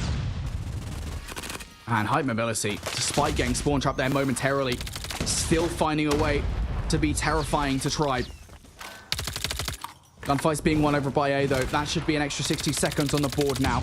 And if you're Tribe, slow down. You've got an extra 60 seconds to work with. Try and fight for map control. Big gunfight going down over by the AA guns. Washi going to get taken out before any potential spawn trap can come through. So that's going to really raise the pressure for Tribe to make some kind of move towards the point. Predator missile down from the heavens is going to take Teabag out. Hype Mobility are winning every crucial gunfight. Their map control right now is insane. Yeah, it really is. Even expecting the push to come all the way through the cafeteria. Not immediately traded, though. Vague's actually going to pop the equalizer and start working in towards the spawn. Has a smoke to help things out as well. He knows that one player is going to be coming off the spawn. It's going to be Coldest. Can he find any more? Yeah, the equalizer should guarantee at least one more player up through the elevator shaft. Not going to give him the 1v1, at least not yet. Vague just kind of having food dangled in front of him. And this is just bait. I mean, he's got 2 people looking at him right now while the rest of his team work the B control zone. Yeah, Vega, I mean, he was trying to set up the spawn trap, right? But Yawn just pulling him back there in that moment. And he finds more value as well. It's so frustrating a hype mobility, but have Tribe done enough here? They've got their way on towards the point. Vega's played his role perfectly, distracting hype mobility while Tribe have made their way towards the point. Jagaboo's going to take himself down with the Sparrow, despite picking up that kill. Nowhere to stop the point. Tribe will win the round, but it is certainly not as convincing as hype mobility's first round victory. And it's like I said, I mean, Tribe were able to do that off the control segment. So that's massive if we do end up going to a round 5. Who's going to have that defensive side, should you even want it? It's Arsenal Control and Call of Duty Mobile, for crying out loud. Only time will tell. No operators to speak of, at least through the opening break-off here. Going to have to do this the tried and true way. A nice little split coming through for hype mobility. Maybe try to find some value over towards B. But look no further. It's a scramble for A. Hype mobility. They won the first set of gunfights back in round number 1 convincingly. That's how they were able to capture 8 as early as they did. This time around, a little less convincingly. Yawn and Compa will trade on back, but still one player to contend with on the point for Tribe. It's Compa. Compa goes down. There is the wave of gunfights that Tribe wanted. They have some map control now. What's the reaction like for hype mobility here? It's a splintered push across the map. Coldest is able to produce these 2 pieces, these 3 pieces out of bloody thin air. He finds those gunfights. Now he finds the map control as well. And Coldest is just continuing to push the point home. Buys map control for hype mobility. Tribe will stabilize here, but those individual plays from Coldest, they just keep on happening. Yeah, and it opens up the doorway to maybe try to get themselves over towards B, but nobody's dealt with Envy still inside of the vents. It's going to pop up on a very nasty head glitch, gets 1 player 1 shot. Proxity still lying in the corner, finds 2 somehow, some way. And kills to at least be even as far as lives are concerned, but hype mobility need to make a decision. What zone do we want in this point in time? And they corrected themselves. Stop going towards B, try to get 60 seconds out on towards the board because we're running out of time in this offense. Tribe gonna have to kind of retreat to A here. Well, they have the reads. I mean, they've got the reads. Teabag is going to find Compa in this situation. Coldest, good response. I think hype mobility will have just captured A in this situation. I don't think Tribe will want to invest anymore into this one, or maybe not. Wasn't actually able to see Teabag on the minimap there because we were in the free cam mode. He will find a kill, but will not be able to stop that A capture going through. So an extra 60 seconds is what we will see. Big kill on the transfer from Proxity. Envy, can he stop this one? No, looks away at the wrong time for the reload. Tagabi's going to find that kill. Potential here for hype mobility on the transfer, but great response from Tribe Gaming and stop any potential spawn trap. Yeah, especially looking for a push to come through the cafeteria. Those 2 kills might just set Tribe up to maybe retake the middle of the map. But you still have players lurking around, and it's Coldest, because of course it is. Yawn will be there for the bait. Purifier on the opposite side for Teabag. Not here alone. Washi alongside his teammate trying to work this spawn trap. They're missing a few of these players. Already pushed all the way past the middle of the map. Already captured the A control zone. But Teabag's behind them during this push. Communicating that to everybody. Sees Chag down low. Last alive for this initial push. Actually gets turned on, but traded nonetheless. Tribe have all of the map positioning and time running out to boot. Hype mobility. Trying to find the offense here. Maybe Compa's Annihilator is the thing that will do this. Obviously, Tribe also bringing out their operators. Coldest is finding the kill. Compa's going to get it done with the Annihilator. All of a sudden here, Washi left alive with this Annihilator. Have to find these kills. He can only connect for 1. Yawn on the other side going to bring the claw out for the gunfights. Raballo will trade things out. Tribe now left up to 2 versus 5. It's just down to Envy and Raballo here to save this round. They have to be strategic about this one. Can't even take Coldest out on the flank. Raballo will get that one done. But still, a 2 versus 4. Hype mobility over on the point. Envy tries to get the kill done individually. He's not going to be able to. Raballo can't win his 1 versus 1. And we go offense for offense at the start of this control. Hype mobility clutch up. Yeah, and an opportunity for hype mobility to take this swing map mode combination of an Arsenal Control versus unarguably the #1 team, at least on paper here for North America, Call of Duty Mobile. The narratives are writing themselves. Tribe need to win another offense to push into a round number 5 and have a good opportunity to maybe try to get on defense. But you know how things have gone. You probably want the offense given how all 3 rounds have concluded thus far. It's a battle through the middle of the map. Operator immediately popped by Vague, trying to get into the enemy's face and immediately shut down by Yawn. Clock was stalled out there for a moment, but hype mobility wipe house. Hype mobility starting very strong here. on the defense. Tribe, though, still hanging about. Washi for a couple of kills. Washi needs to procure a third here if he wants to keep the hopes and dreams of capturing this A zone early on alive. Now number 4 as well. Washi's going to get it done. When you call on Washi to do it, Washi is absolutely going to do it. That's 5 for Washi, a full wipe. And it keeps Tribe in the conversation over by A. But Tribe are not convinced with A just yet. They want to have pawns on both sides of the board. They want to try and get players over towards B. Is that an error, though? Because you're splitting your forces. You don't have as convincing of a push on either of them as you would like. T-Bag actually wins a big one over by Munitions. So that's going to be the flank that you might have to be considered about if you are Hype Mobility. They're conceding this A control zone. A minute will be added on towards the board, and Tribe currently have a 3-life lead. And there goes T-Bag on that flank. You have a Predator missile. If you are Washi, off of that amazing start towards this round in response, might need it just to try to work your way out from this little bit of a situation. But you still have T-Bag. Here comes the Predator missile to be able to give him the information on where some of these players are located at. Well, she's going to bring that Predator missile down from up high. He talks about that potential plank from T-Bag. He's doing it right here.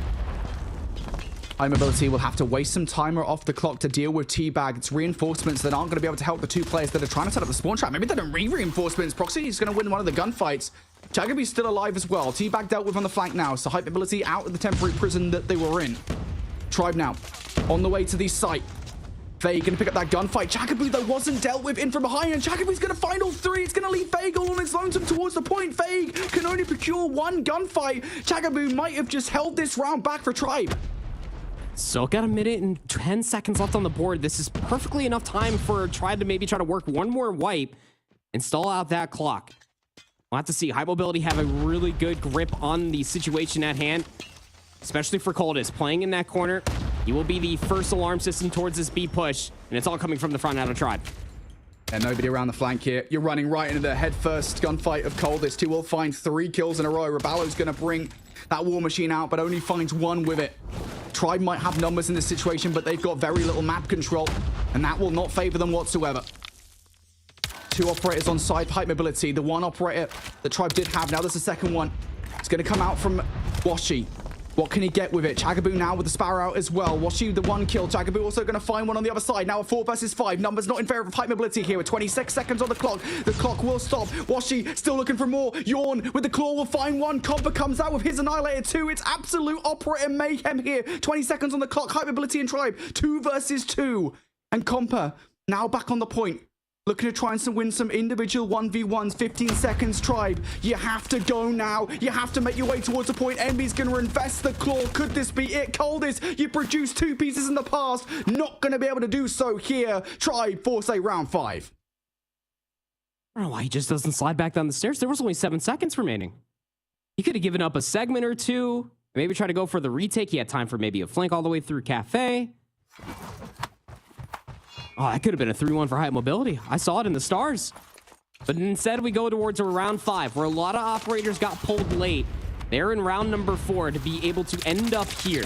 It's an offense for Hype Mobility. Do they want this side? Because instead of going over towards A, they kind of escalate the situation by going over towards B. T-Bag has a good Purifier timing to be able to at least find 1. Gets shut down soon after, but the opening break-off won by Tribe nonetheless. Exactly what they wanted. Tribe on the defense here to start this round out. It's been the thing that's been the problem over the last couple. Vague doesn't think it's going to be a problem though.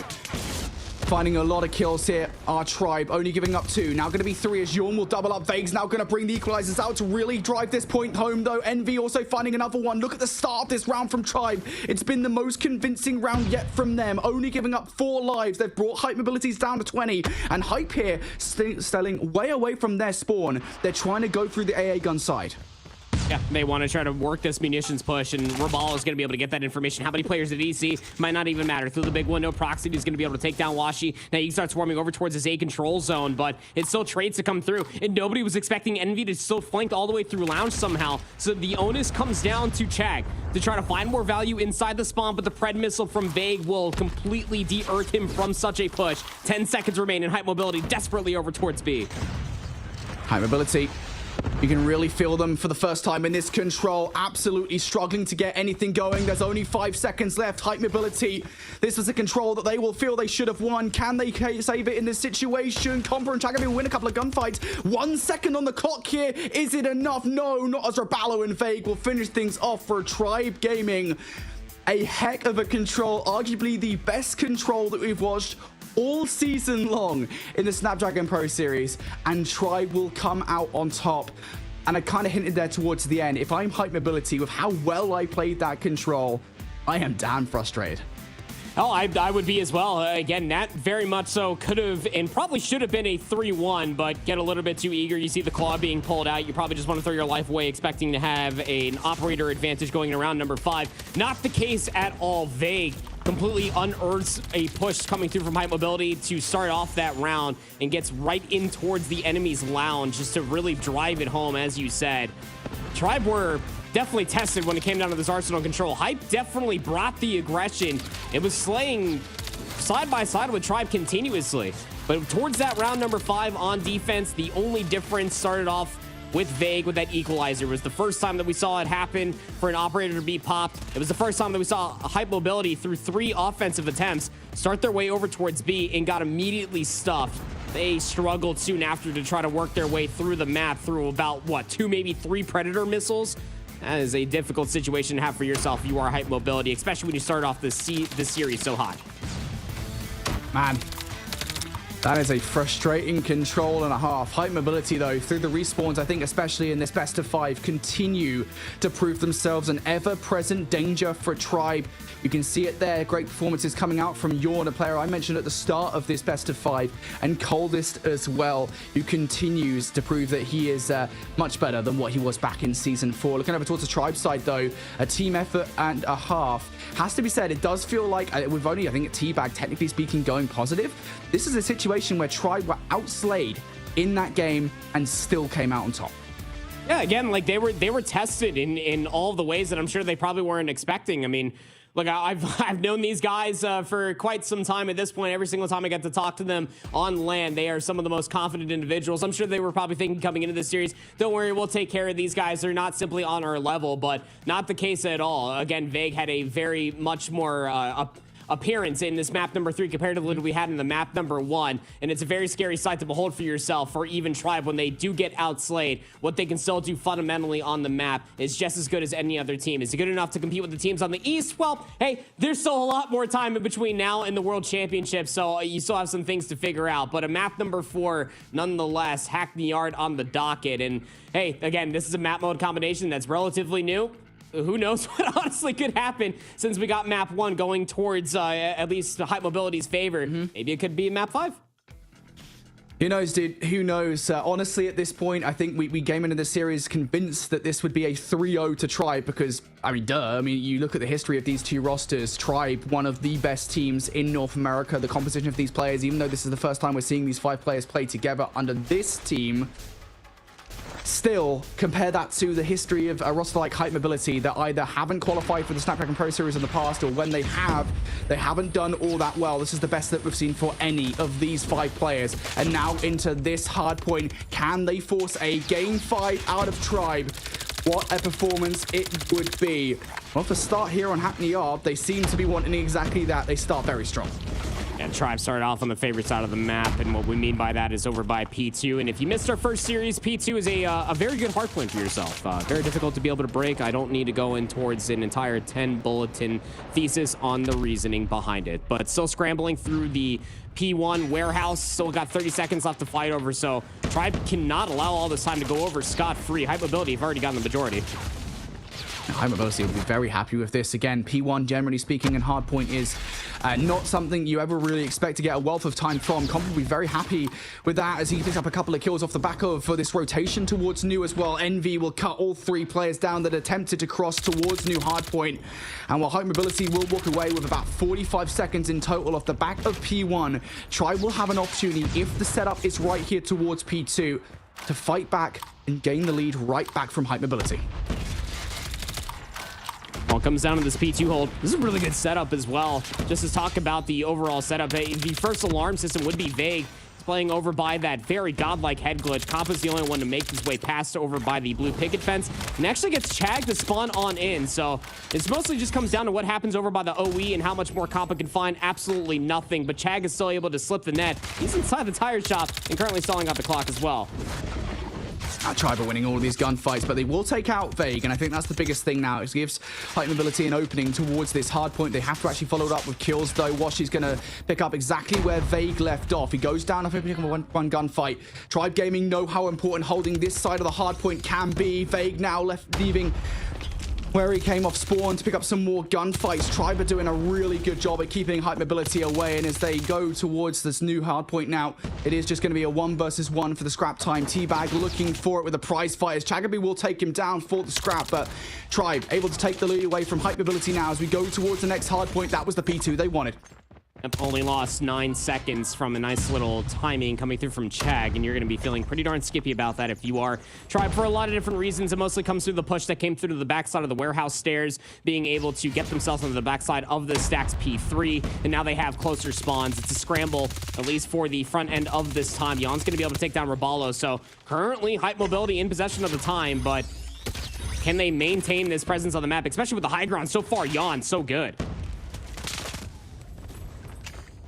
Trades back and forth now for this hard point. Tribe Gaming the ones in control, but still not quite satisfied with the map control they've got just yet before jumping in towards the hill. Now they finally are, as Raballo picks up a kill with a nade. Chagaby going to fight back here. Height Mobility looking to find a way through to take Tribe out. Instead, they'll be comfortable with taking Tribe out of the hard point from range. Do they have anybody there to instill themselves in for the scrap time, though? Proxy with the coverage of the smoke will look for it. And Hype now will be looking for that scrap time, but looking over towards New. Now we're going to start to see some of these operators come out, as we usually do, towards P4. Vague's equalizers will not last that long, as Hype Mobility look to be the first team to touch, but there is Tribe presence over here. 3 players to contend with while Yawn holds the top side. Couple of players also outside. Chagabu and Compa, big gunfights. Yawn with the equalizers, looking to garner some control. He's already picked up 1 kill. How much more can Yawn find? Can he get the kill against on towards Vague? And another one as well. Yawn is popping off right now. Height Mobility have control. And how crucial do you think that moment in time is that Vague popped the equalizer? A very crucial operator that we've seen find big success on this office hard point, gets immediately shut down, and then 2 more to follow for Tribe. But Yon's value with the claw allows Height Mobility to maintain presence on this office hard point. Here comes Vague, here with the equalizer, trying to at least maintain presence on this hard point, is able to find at least the kills required to help his running mates get back inside the time, but immediately dealt with, at least in trades. High ground at least being maintained for Tribe. They should be able to secure this back 15 seconds as we start thinking about the rotation to New. And this is such a back and forth game between these 2 teams. I would expect no less after what we saw back in game number 1. Who's going to get control of New? Height Mobility do get a couple of kills, but ultimately it's Raballo and Envy that should be able to garner early control over this hard point. The smoke will give Proxy the coverage to go in towards this hill. And now all of a sudden, T-Bag has a lot to do. He's going to employ the Purify to get this one done. Maybe wait a little bit longer for his teammates to come over the top. Compa's going to get a kill from long range with the Annihilator towards the hard point. T-Bag will find only one with that Purify. It's a pinstripe kill feed. Tribe Gaming, though, they come out on top. Off the back of it now, they have the spawns for New. Coldest will get a couple of kills, though, Tribe. It won't be long before they're under siege once again. And Compa already starting to pick things up with the Annihilator. How much more value can Height Mobility find here on this pushing towards the kill? Compa and Coldest combined for 3. One more player left to contend with is going to be T-Bag. He's down to 50% HP. Vague, can he save the day? T-Bag once again just trying to play his life here, jump around the top to try and get in from behind. He's the movement king at the moment. He's played his life for long enough that Tribe will be able to get back through. They're not allowing Height Mobility any time whatsoever. No, and again, it's just keeping it scrappy, and it's maintaining Tribe's 5-point lead. But finally, the dust will settle. Compa will at least secure the back 5 seconds. So it's a very, and I mean very, slight lead for Height Mobility going in towards the second set. And this is where things really started to build for them off of P1. Almost feels like the map completely got reset. Tribe on the better side of the map. Height Mobility trying to break back inside P1, but you have a lot of numbers for Tribe to be worried about. And I got to tip it for Coldest. Thought that maybe he might be able to work a flank all the way through the OE pass office. That's being watched by Vague. And Hype feeling the pressure, pulling out an operator. The Sparrow for Chad gets shut down by Envy. Big hard point time here for Tribe. High mobility, setting themselves up on the left side of the mini-map here for control of P2. Now they want a slice of P1. Yawn going for it. He's going to get shut down. Coldest will produce a couple of kills. Is it good enough? Can't find any more, though. Will Comper now proxy in towards the time. Shot's not that great there with the SMG. So Tribe will win the vast majority of the trades. And as they find 3 kills between them, that should be it for this time.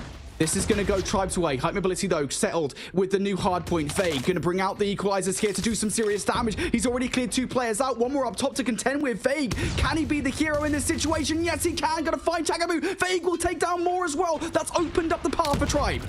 But now Coldest, even with the War Machine pulled out, was able to at least find that trade. Now needs to be entry as well. Is able to get up through the top side of the tire shop, finds 2 more. It allows these close spawns over by the office to come through, and Coldest gets bumped as well. Yawn with the claw to try to reinforce this hill. The Tribe still spawning nearby. Raballo now with the War Machine, able to find himself 2 more. Coldest trying to keep things equalized for his team, but unsuccessful in that. Tribe still holding on. Still a lot of time to fight for here too. Yeah, this could be the break that makes the difference here in this game and this series as well. We often talk about how P2 is the hard point to get control of. Well, they've broken it within the first 15 against Hype Mobility, and now they have a growing, massive lead against Hype Mobility. Tribe still looking for kills inside, though. Hype Mobility trying to contest for the back 20 seconds here. Only 1 more player to contend with will be Chakabu. Nice nade to open things up. We'll actually follow up another kill as well. Washi's shots are not all that great. Chakabu goes for the slide, and Washi will punish. So Tribe now, off the back of that mammoth hard point, will have a 90-point advantage or so against Hype Mobility. This is not good for them whatsoever. The rest of this hard point needs to be great from them. It sure does, and even on transition, much like how we got in the previous set, Brody, is actually starting to escalate in such a manner again. Hype mobility getting cut down on rotation. You had players for Tribe pushing office, players for Tribe pushing past the warehouse side. You had split spawns coming through from Hype mobility, finally stabilized on the backside of P5. So have players to be worried about. Inside of the current hardpoint is Washi with the Annihilator, finally dealt with, but you still have Tribe players nearby. Tribe players once again breaking in towards the time. Yawn will find a couple of kills. If you're Tribe, though, your objective here in this situation is just to keep Hype mobility away from this hard point. Don't give them anything to work with whatsoever. And Washi going to bring that Predator missile down to keep Yawn and Coldest out of this hard point. Hype mobility now looking for the back 20 seconds. They just cannot get players into this time no matter what they try, though. Tribe Gaming doing a stellar job at keeping Hype away from this. They've got, what, 3 or 4 seconds off the back of this hill. Finally, they're getting for the back 15. I don't even know if they'll get that, though, because Washi comes in for the scrap time, removes Hype mobility from it. And Hype mobility get nothing from that kill. Now we move over towards New, and there's only 1 player here for Hype mobility. It's Compa up top, and he gets dealt with. Oh, and even Vague just shutting down Proxity on rotation, was trying to be that player in for Hype mobility, has an equalizer ready to be popped, but everybody for Tribe is popping off. Here comes Proxity, now with the equalizer up top first, trying to find any kills whatsoever, but it's Teabag now to meet him with the Purifier, completely cleans house, and now can start working some of these timings, these angles to help out his team break back in. Tribe looking at the finish line here with another quick break. Here come the operators out from Tribe as well. It's 2 to talk about. Raballo's War Machine is now the only one up, though, as Vague's going to get shut down. He's picking up kills left, right, and center. Raballo up close here with the War Machine is good enough. Tribe can finish things off the back of this hard point. It's a full yellow feed from them. Hype mobility spawning out in Narnia as far as this hill is concerned. Just 10 seconds now. All they need to close this one out, and they are winning every single gunfight possible. Hype mobility will be in desperation mode to try and survive the onslaught. It's just not happening. Nobody to touch the hard point and try find another gear, the one that they require towards the back half of Hackney Yard hardpoint to close out this series. When we go back, if we have a replay package of that, I want everybody to look distinctly at what the score line was when we got back to P1 for the second set of rotations comparatively to what the score was at the end. It was about a 150 to 20 scoreline difference in between the first set towards the end of the game. You asked for Tribe to get tested. Yeah, it was there. You asked for Tribe to try to do the damn near impossible that is Hackney Yard, breaking P2 and then continuously hitting the throttle all the way through the center of the earth. That was soon to follow. This is the Tribe that we expected to come out all the way back in the standoff map number 1. Hype mobility definitely tested them, and then Tribe soon answered back in kind. Hype mobility had a really good opportunity through that second set, Brody, to be able to answer back in kind. but even with Tribe pushed against the wall, it came through from Vague's equalizer to break back inside P2. That relentless pressure, through the warehouse into the office allowed them to break back inside P3. But the one crucial battle for me comes through from Vague, working through the courtyard, being able to shut down Proximity to try to get inside of the office building with the equalizer. Should that happen for High Mobility, they might have been able to at least guarantee themselves at least 25 to 30 seconds. Not going to be the case. Tribe never left the driver's seat there in the second set. Yeah, and the thing I would say as well, right, is just imagine how different that game is if Tribe don't break P2 on the second set, right? If Hype Mobility do get the full 60, Agreed. it's a significantly more competitive game. Even with Tribe not letting Hype Mobility get a single second off the back of the hard point after that, even with Tribe getting a dominant control of the rotation towards the next hill, towards P4 after that, it is that P2. It constantly is that P2 that can make or break a Hackney Yard hard point, and Tribe proved exactly why there. As they take the hard point away, they win the series 3-1. And to be honest here, looking over at the stats at the end of the game, again, Tribe just coming out on top, looking at the slaying power of the likes of Vague. You already mentioned it, 38 and 29 to his name. Envy also at 37 and 31. Man, it feels so damn good to see some of these players back together again.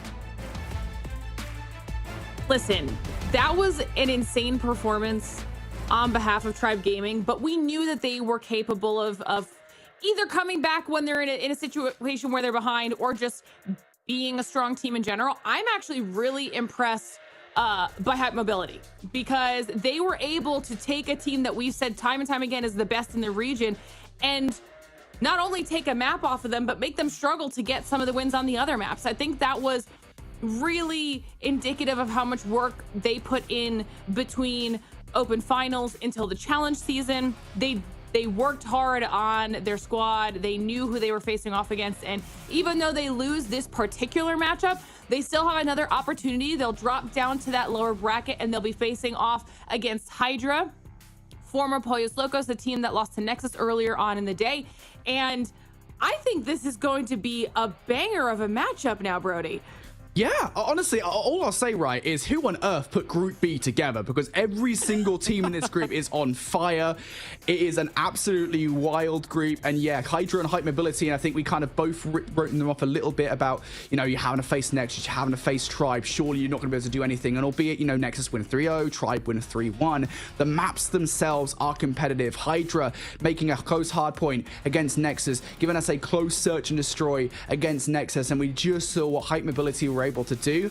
Honestly, I love it. I can't wait to see who's going to come out on top of this matchup. Especially when we take into consideration that both Hydra and Hype Mobility are new names as far as the squads go to SPS this season. I mean, this is going to be a back and forth battle. That means, though, at the top of our bracket, Nexus and Tribe Gaming will be one step closer to solidifying a spot in challenge finals. They will now be done for today, so they'll get to take a little bit of a break, and they will face off against each other next time we check out this Group B side of our challenge season. So come back when that happens, because that matchup is also going to be insane. I mean, that was probably what we expected coming out of the bracket ability-wise proper, but I think it's still going to be a difficult back and forth. Yeah, I mean, look, I expected, as many do when we look at Tribe, to be holding them on the pedestal that I'm sure they probably placed themselves on, but obviously tested in that map number one. Nice to see a lot of household names, specifically Vague, bounce back from a very uncharacteristic map one performance. But this Group B, much to Brody's point, I don't know who put this group together. You deserve a pay raise, my friend, because this is an absolute onslaught of a group. It feels like anybody could beat anybody on any given circumstances. A lot of good surprises through a lot of different instances so far. Yeah, it's been a really exciting day so far. We still have one more match here to go. Before we do that, and before we go to a break, though, just a reminder to fill out our survey. If you're just joining us, or if you just haven't done so yet already, you can scan the QR code that pops up on your screen. That'll take you on over to a survey. Give us your thoughts about everything we're doing here at the Snapdragon Pro Series, what you love, areas you think we can improve. We'd love to hear your feedback on what we've got going on here so far. And if you do that, you'll be entered to win a $100 gift card. Super easy, super fast. We'd love to hear your thoughts. But it is time for us to go to a short break so we can allow our teams to get themselves reset and ready for the final match of the day. When we return, one of these teams will be eliminated and one team will keep their hopes of continuing on in the competition alive. So don't go anywhere. We'll be right back. The Snapdragon Pro Series is brought to you by Snapdragon Elite Gaming, Samsung Galaxy S24 Ultra, Monster Energy, DHL, and the United States Air Force.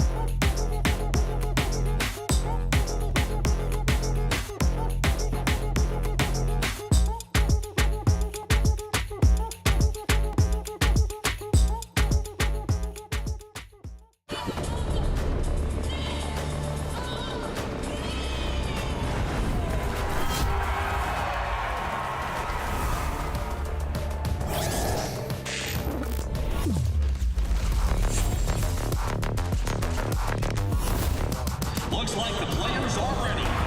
Here we go!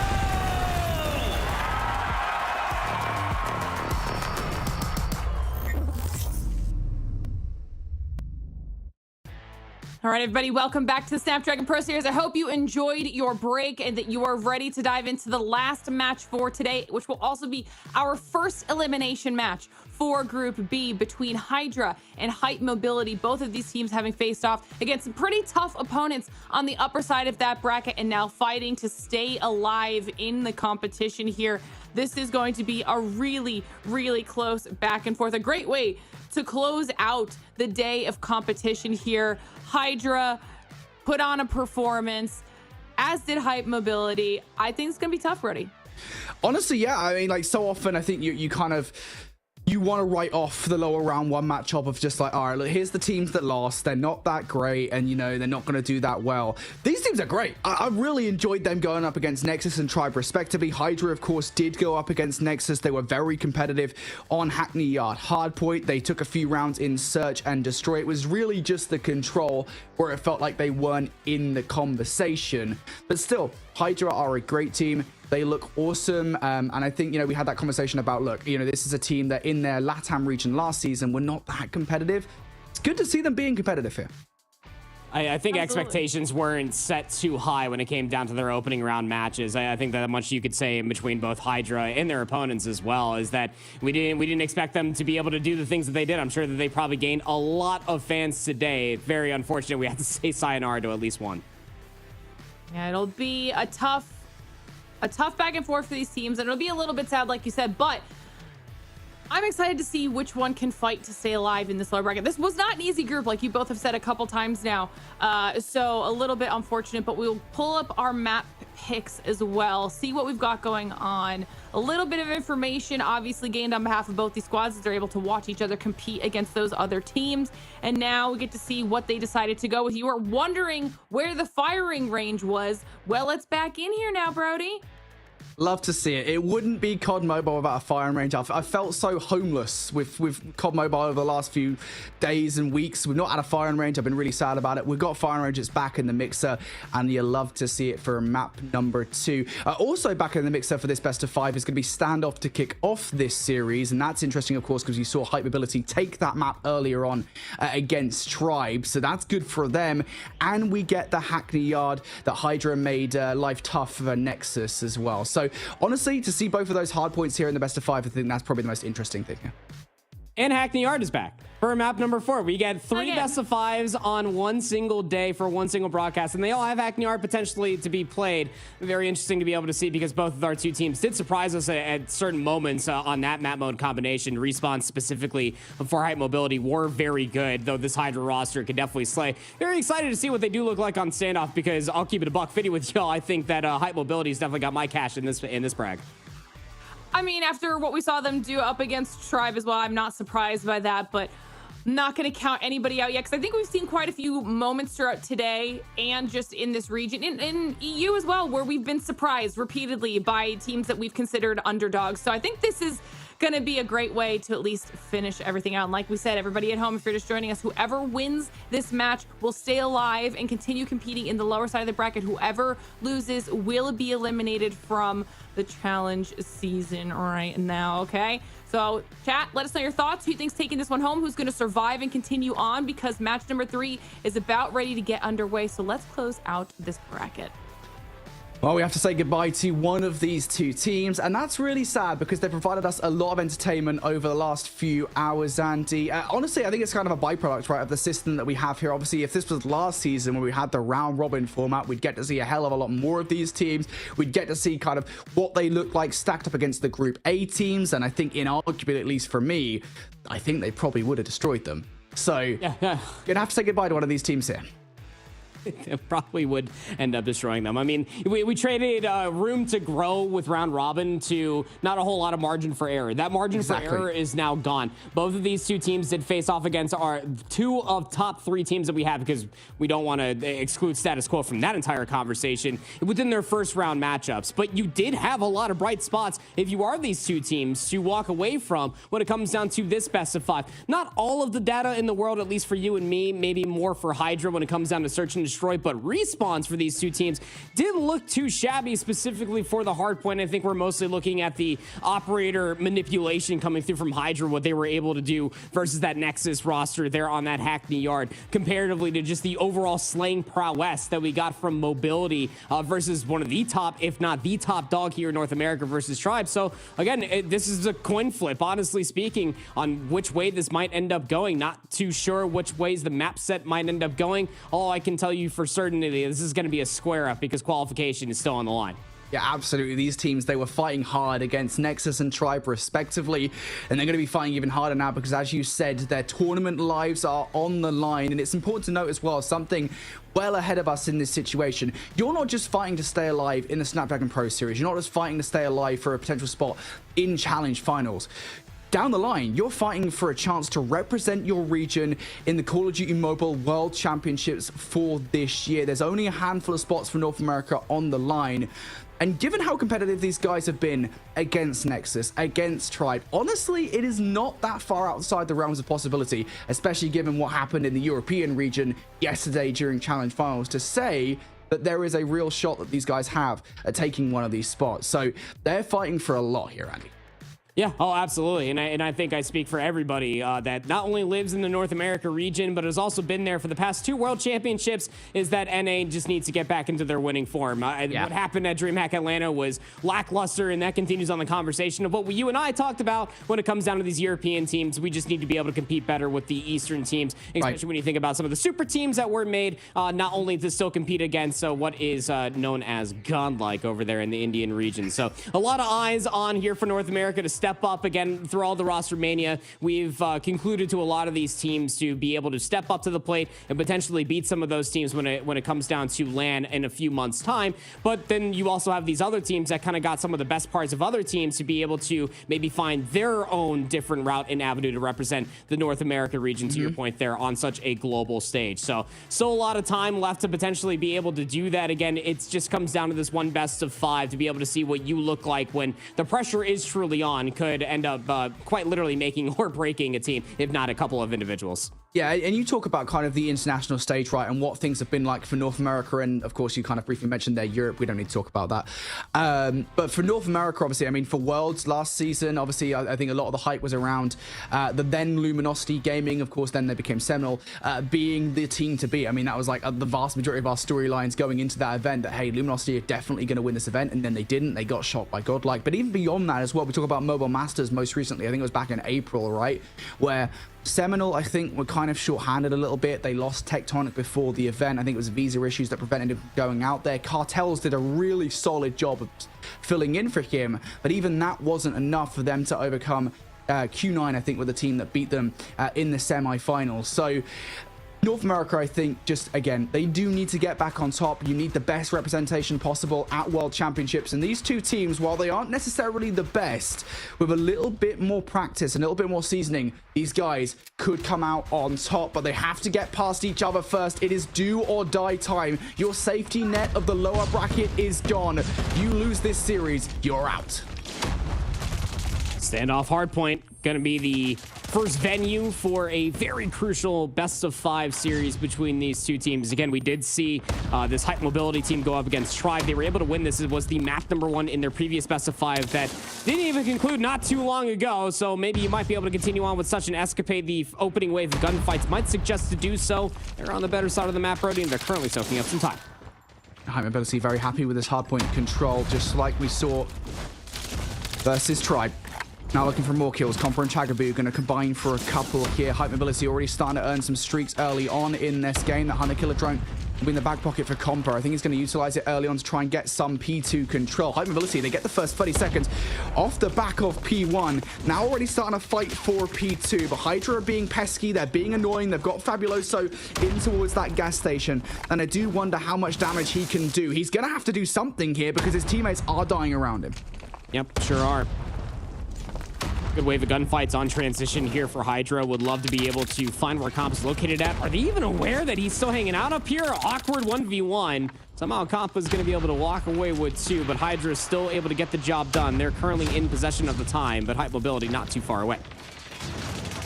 Hydra trying to find their way through. Fixo and Use are going to find some gunfights here. Now just down on Noisy. Can they do anything in this situation? Again, Noisy's finding value. It's a pinstripe kill feed that Hype Mobility will come out on top of. But close spawns for Hydra mean they'll constantly be hitting this over and over again. Hype Mobility will know about it. Hydra just continually trying to find their way through. Yawn up top needs to try and play his life. He's not going to be able to over-aggress from Noisy when the jump up. Hype Mobility now are the ones that get the close spawns though. Hydra are in for a moment. They get about 6 points away.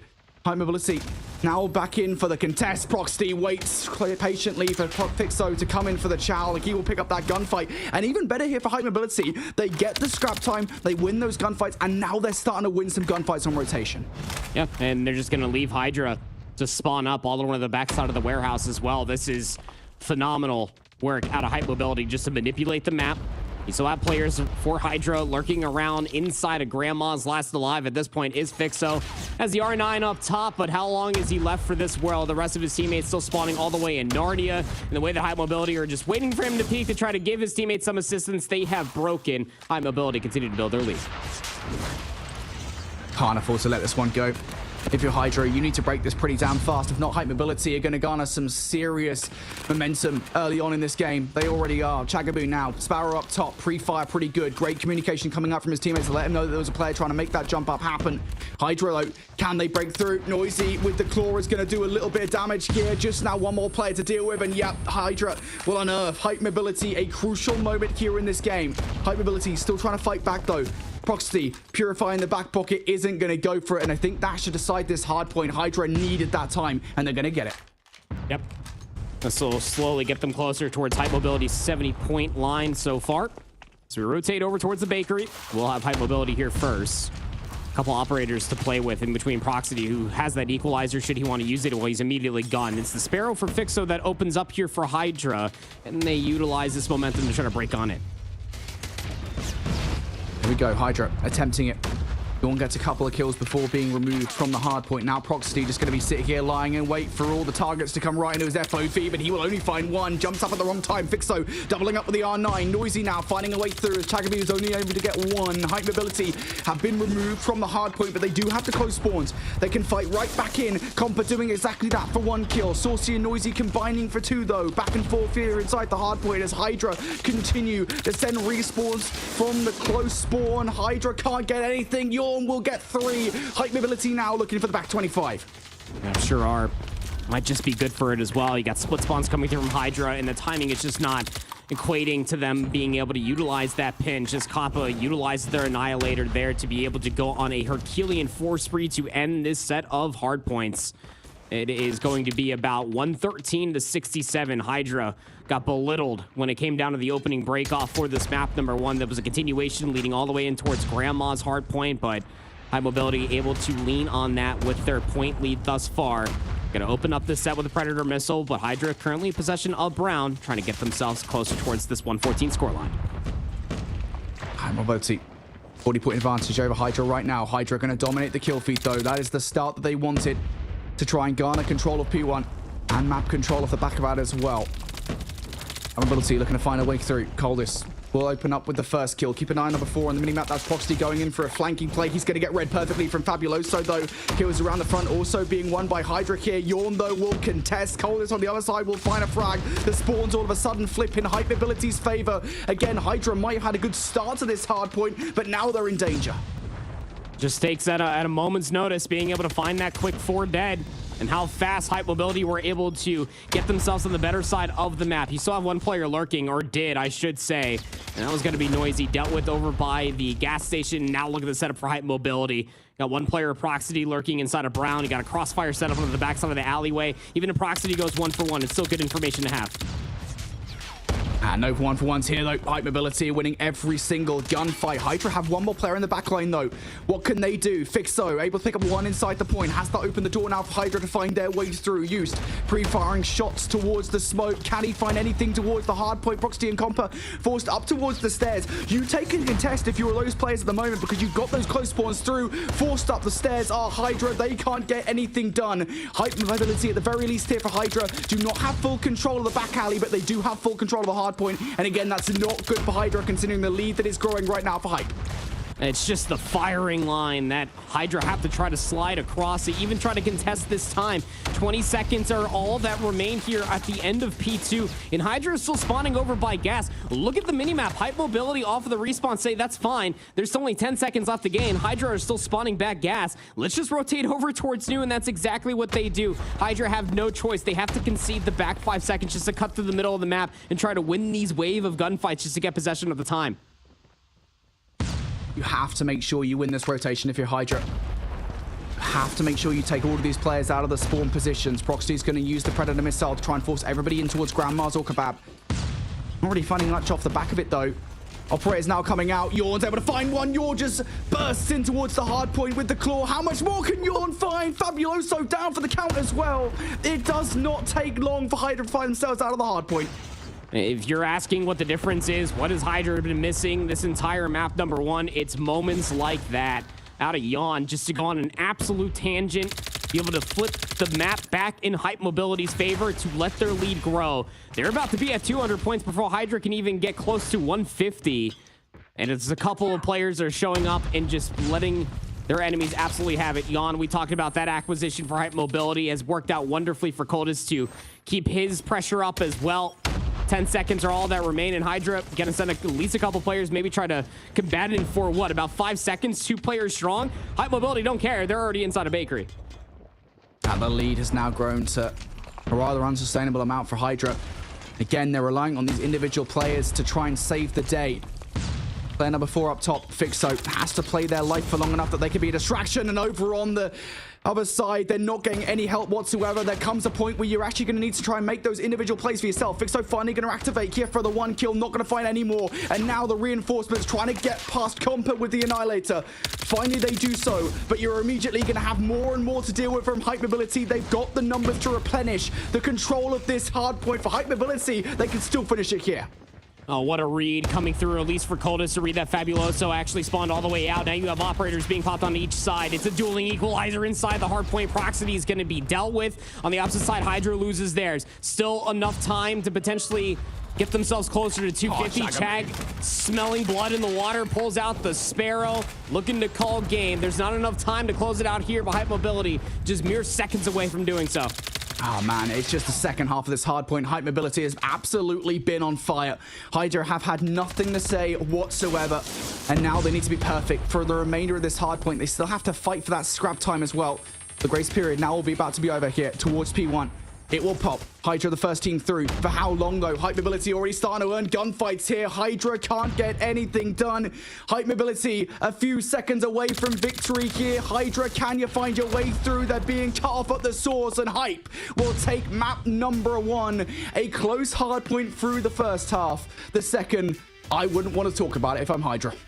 Yeah, I mean, I'd say competitive at least through the first set, but I mean, close. It completely got a Walmart's distance in between these two teams. Realistically, halfway through P1, you're starting to see just the overall manipulation and the real benefit from being able to have as much slaying as we did get, specifically for Hype Mobility. GG. Again, we talked about Yawn even going in towards their previous series, going up against Tribe. How important this acquisition was. This guy was ready to push the pace. He came from a team that just placed top 3 in the previous season of Snapdragon Pro Series, and Coldus, well, he's the player that's benefiting from it immediately as the rest of the team is ready to follow suit. They came off of a very, very competitive best of 5 series versus Tribe, and you can tell that was the best warm-up possible to go in such a crucial best of 5 here versus Hydra. It should be said, this roster has not been together, it feels, for that long, right? Since the whole debacle of, who would be representing Hype Mobility here in Season 5 of the Snapdragon Pro Series. Hype Mobility come through, they make a couple of changes, they add Yawn and Proximity to the roster since Open Finals, and it looks like this roster has been together for, well, a lot longer than they have. And again, we talked about it, right? First set was competitive. Hydra were involved in that conversation, but as soon as Hype Mobility start taking control of key rotations, start being a lot better at contesting time away from Hydra, the game just starts to run away from me. Here's a look at that scoreboard at the end of the game. The usual suspects, as it were, as Yawn hits 40 kills. Over a double positive he goes with almost 2 minutes in the damn kill. Yawn is doing it all right now. I mean, his name might suggest otherwise, but this guy is very much so awake and alive right now. That is just a nutty scoreline from left to right. I mean, how do you survive for almost 2 minutes inside of the hill and go double positive? Like that is just unruly. I can't, like, through all my years watching Call of Duty and even Call of Duty Mobile, it is very rare to see such a stat line out of that, but just running circles around him so far in that map number 1. Again, a map that they were able to win versus who we say on paper are the #1 team out of North America of Tribe. Can't say that I'm too surprised, but I was expecting a little bit more out of Hydra. Now we go into a search and destroy where we didn't get anything at all, realistically, besides what, a round and a half out from Mobility. GG? Right. Who knows? Yeah, I mean, here's my thing, right? We go into a search and destroy, and you do kind of have the double-edged sword, as it were, right here, right? Where Hype Mobility, again, they did get absolutely mollywopped by Tribe in the search and destroy. That was a takeoff, but how much of that was Hype playing kind of not well? How much of it was Tribe, just their readjustments, their individual efforts on that map were so difficult to overcome? And then you have the other side of that conversation of, all right, well, how did Hydra get on in their search and destroy versus Nexus? And they still lost it, I would argue, pretty convincingly, but Hydra were in the conversation more. They had a lot more responses. But it's just comparing apples to oranges, right? I mean, Hydra had to play up against Nexus. Hype Mobility had to play up against a Tribe roster that looks so solid in Search and Destroy. What do the strategies look like for these guys when they have to face off against one another? Hydra, the start of this Search and Destroy, immediately recognize that aggression coming out from Chagabu, and they very swiftly deal with it. I will say this much for Hydra. In the 4 rounds that they were able to win over Nexus, it was their aggression that really benefited them to be able to gain such superior map positioning. And so far, it's working out for them. And listen, it's firing range. Sniper rifles are certainly going to be there. High mobility definitely got a little bit too antsy for Chag to try to push inside of wood scot-free. So now you find yourself in a 3v5. And the offense is still waiting for more picks to come their way. Ability might not have numbers here on the defense, but at the very least, they've got map control. But it is tentative. Yawn needs to do something special here. Down the A lane. There's number 1. There's number 2. Yawn is lining all these guys up. Even hits the third shot with a pistol, but isn't able to secure the kill itself. Now Colas needs to pick up exactly where Yawn just left off. And he's able to do exactly that. Lines both of those players up and gives Comper a chance for the 1v1. 1v1, sniper off. What? And he has the angle towards Showers. Didn't see him past the training dummies. What a read coming through. High mobility going to strike first, and what a clutch coming through. I mean, if you're Coldest in that situation, you had one player dead to rights, and then you were able to at least win the initial 1v1, had the last player one shot, easy 2-piece. What a W out of High mobility to start off in a 3v5, being able to win the opening round. And if you're Hydra, you let that slip through your fingers. You let, I mean, Yawn, then Coldest, then Comper. Close out the round. Comper goes down, though, this time around. Numbers in favor for Hydra once again, although we learned from round number 1, that doesn't mean diddly squat. Hydra, I think they're feeling that as well. They still want more of an advantage before they're making the move forward. Well, it did work well last time to have a 5v3. Saucy going to be able to find the second on Eon. Still lurking around wood. And if you're trying to execute over towards A, you know you need to clear trailer. There's one player just lurking inside. Proxity. How much can he find? Getting on the site for Hydra this time around has been significantly easier. No sniper to have to face down. Proxity instead. SMG inside. Saucy's taken Coldest out of the round. Surely this is a round for Hydra. Surely they're able to overwhelm. There goes Chagaby. Proxity will find one kill. The Hydra play the numbers game perfectly. This time around, they do not get clutched up on. They're able to take that site. Yep. Finally, well, the numbers work in their favor that time around. Just making sure that they double, triple swung when necessary. Be able to solidify that offense. What's the adaptation's going to start looking like for High mobility? Still going to get that aggression out of Chag early, trying to get all the way inside of wood for this first blood. If you can go 1 for 1, let alone take down Saucy, it's a big player to lose, but still going to take Fixo along the way. Oh, Chagaboot taking a lot of players down with him almost. Finds even more value there. Maybe perhaps a little bit egregious as Noisy will trade things out. Down to a 3 versus 3 we go. Now, where do they go from here? Again, it's that exact same situation. High mobility have a very similar setup here on the defense too. Only problem is here for Hydra. In this 3v3, not only do you have to try to work the map, but you have to somehow find all this information the old-fashioned way. Can't imagine how many throwables you probably have left. Got the cross being watched over towards B out of Yawn, and ready to at least watch mid. One player still lurking inside a trailer, and Compass just holding the sniper, waiting for the A push should it come this way. Hydra might have just played the call perfectly here. Free bomb. Could go down over towards B. High mobility. Relying on a very long cross. I think they're keeping an eye on this via Proxy and Yawn. Yawn is going to watch the cross. Does he find the frag? Though no, he doesn't. Saucy going to take Yawn out of the play. Hydra should be able to get the bomb down now. Comper and Proxity, what have you got? Saucy just continues to blow this round wide open. Blow the doors off. Proxity for a 1v3. Not going to be able to hit the shots on towards Noisy. At the very least, we'll remove Saucy from the round, but that's not good enough. Hydra, second round on the board now. If you're the first player that's watching that out of High mobility, expecting for the crawl to come through over towards tires, and Saucy just jump chows 2 different angles for 2 different picks in a 3v3. That's doing it the old-fashioned way. Hydra able to take the lead here, albeit by 1. Nade ceremoniously thrown over top center. Gonna barely even tag players, even if they did. Just still looking for this first pick, our Hydra. Trying to slow this down to a snail's pace, but look at the bomb. Being carried by Fixo, very quickly trying to think about this jungle push. There's only realistically 2 defenders over here.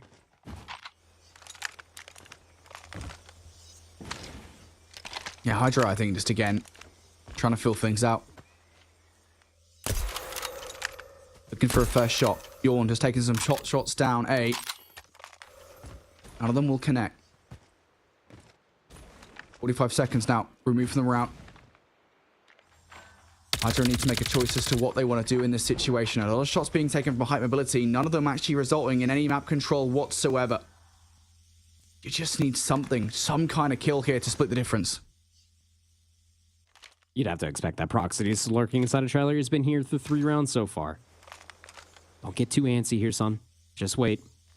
Push is starting to happen over towards A, but the bomb's still knocking over by Jungle. 1 for 1 inside a trailer. Late nade. Go back over top of trailer. Doesn't cross it. But now the bomb carrier Fixo has joined his comrades. You're running out of time here. It needs to be an A push, you'd fear. I think it's going to be. The way they're posited at the moment, I think it's probably going to be a B kit. Height mobility have read this one perfectly as well. Reinforcements being sent over. Here we go. Towards the back line. Comper a lot to do. He hits that first shot perfectly. Will get traded out by Noisy. Is it good enough though for Hydra? You've only got 15 seconds and time working against you. It ups the ante. It ups the urgency. You're flying out in towards the open. Fish in a barrel. Chagaboo will go down though.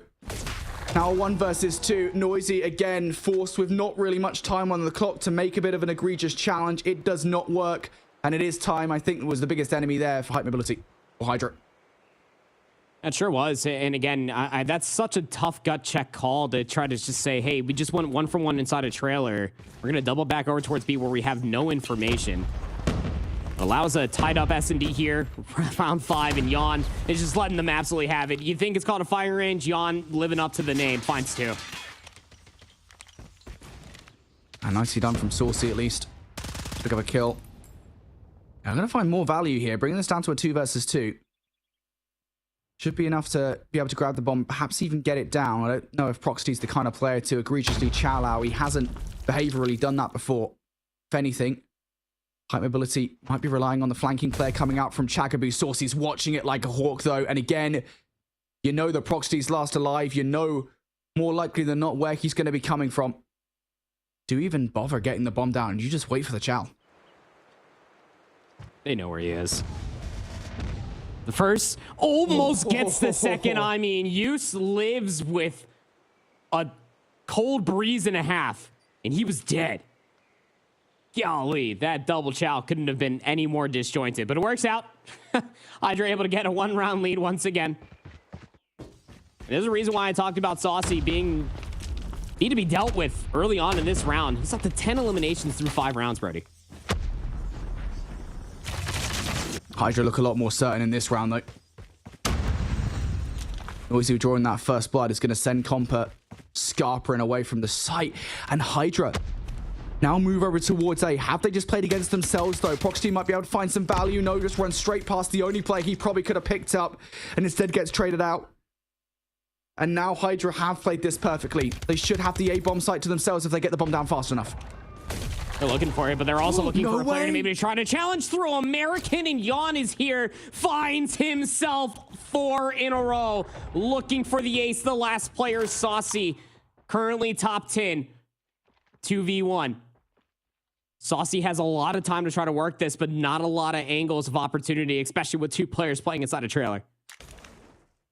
And the fact that Yawn is able to turn this round on his head like that, insanity.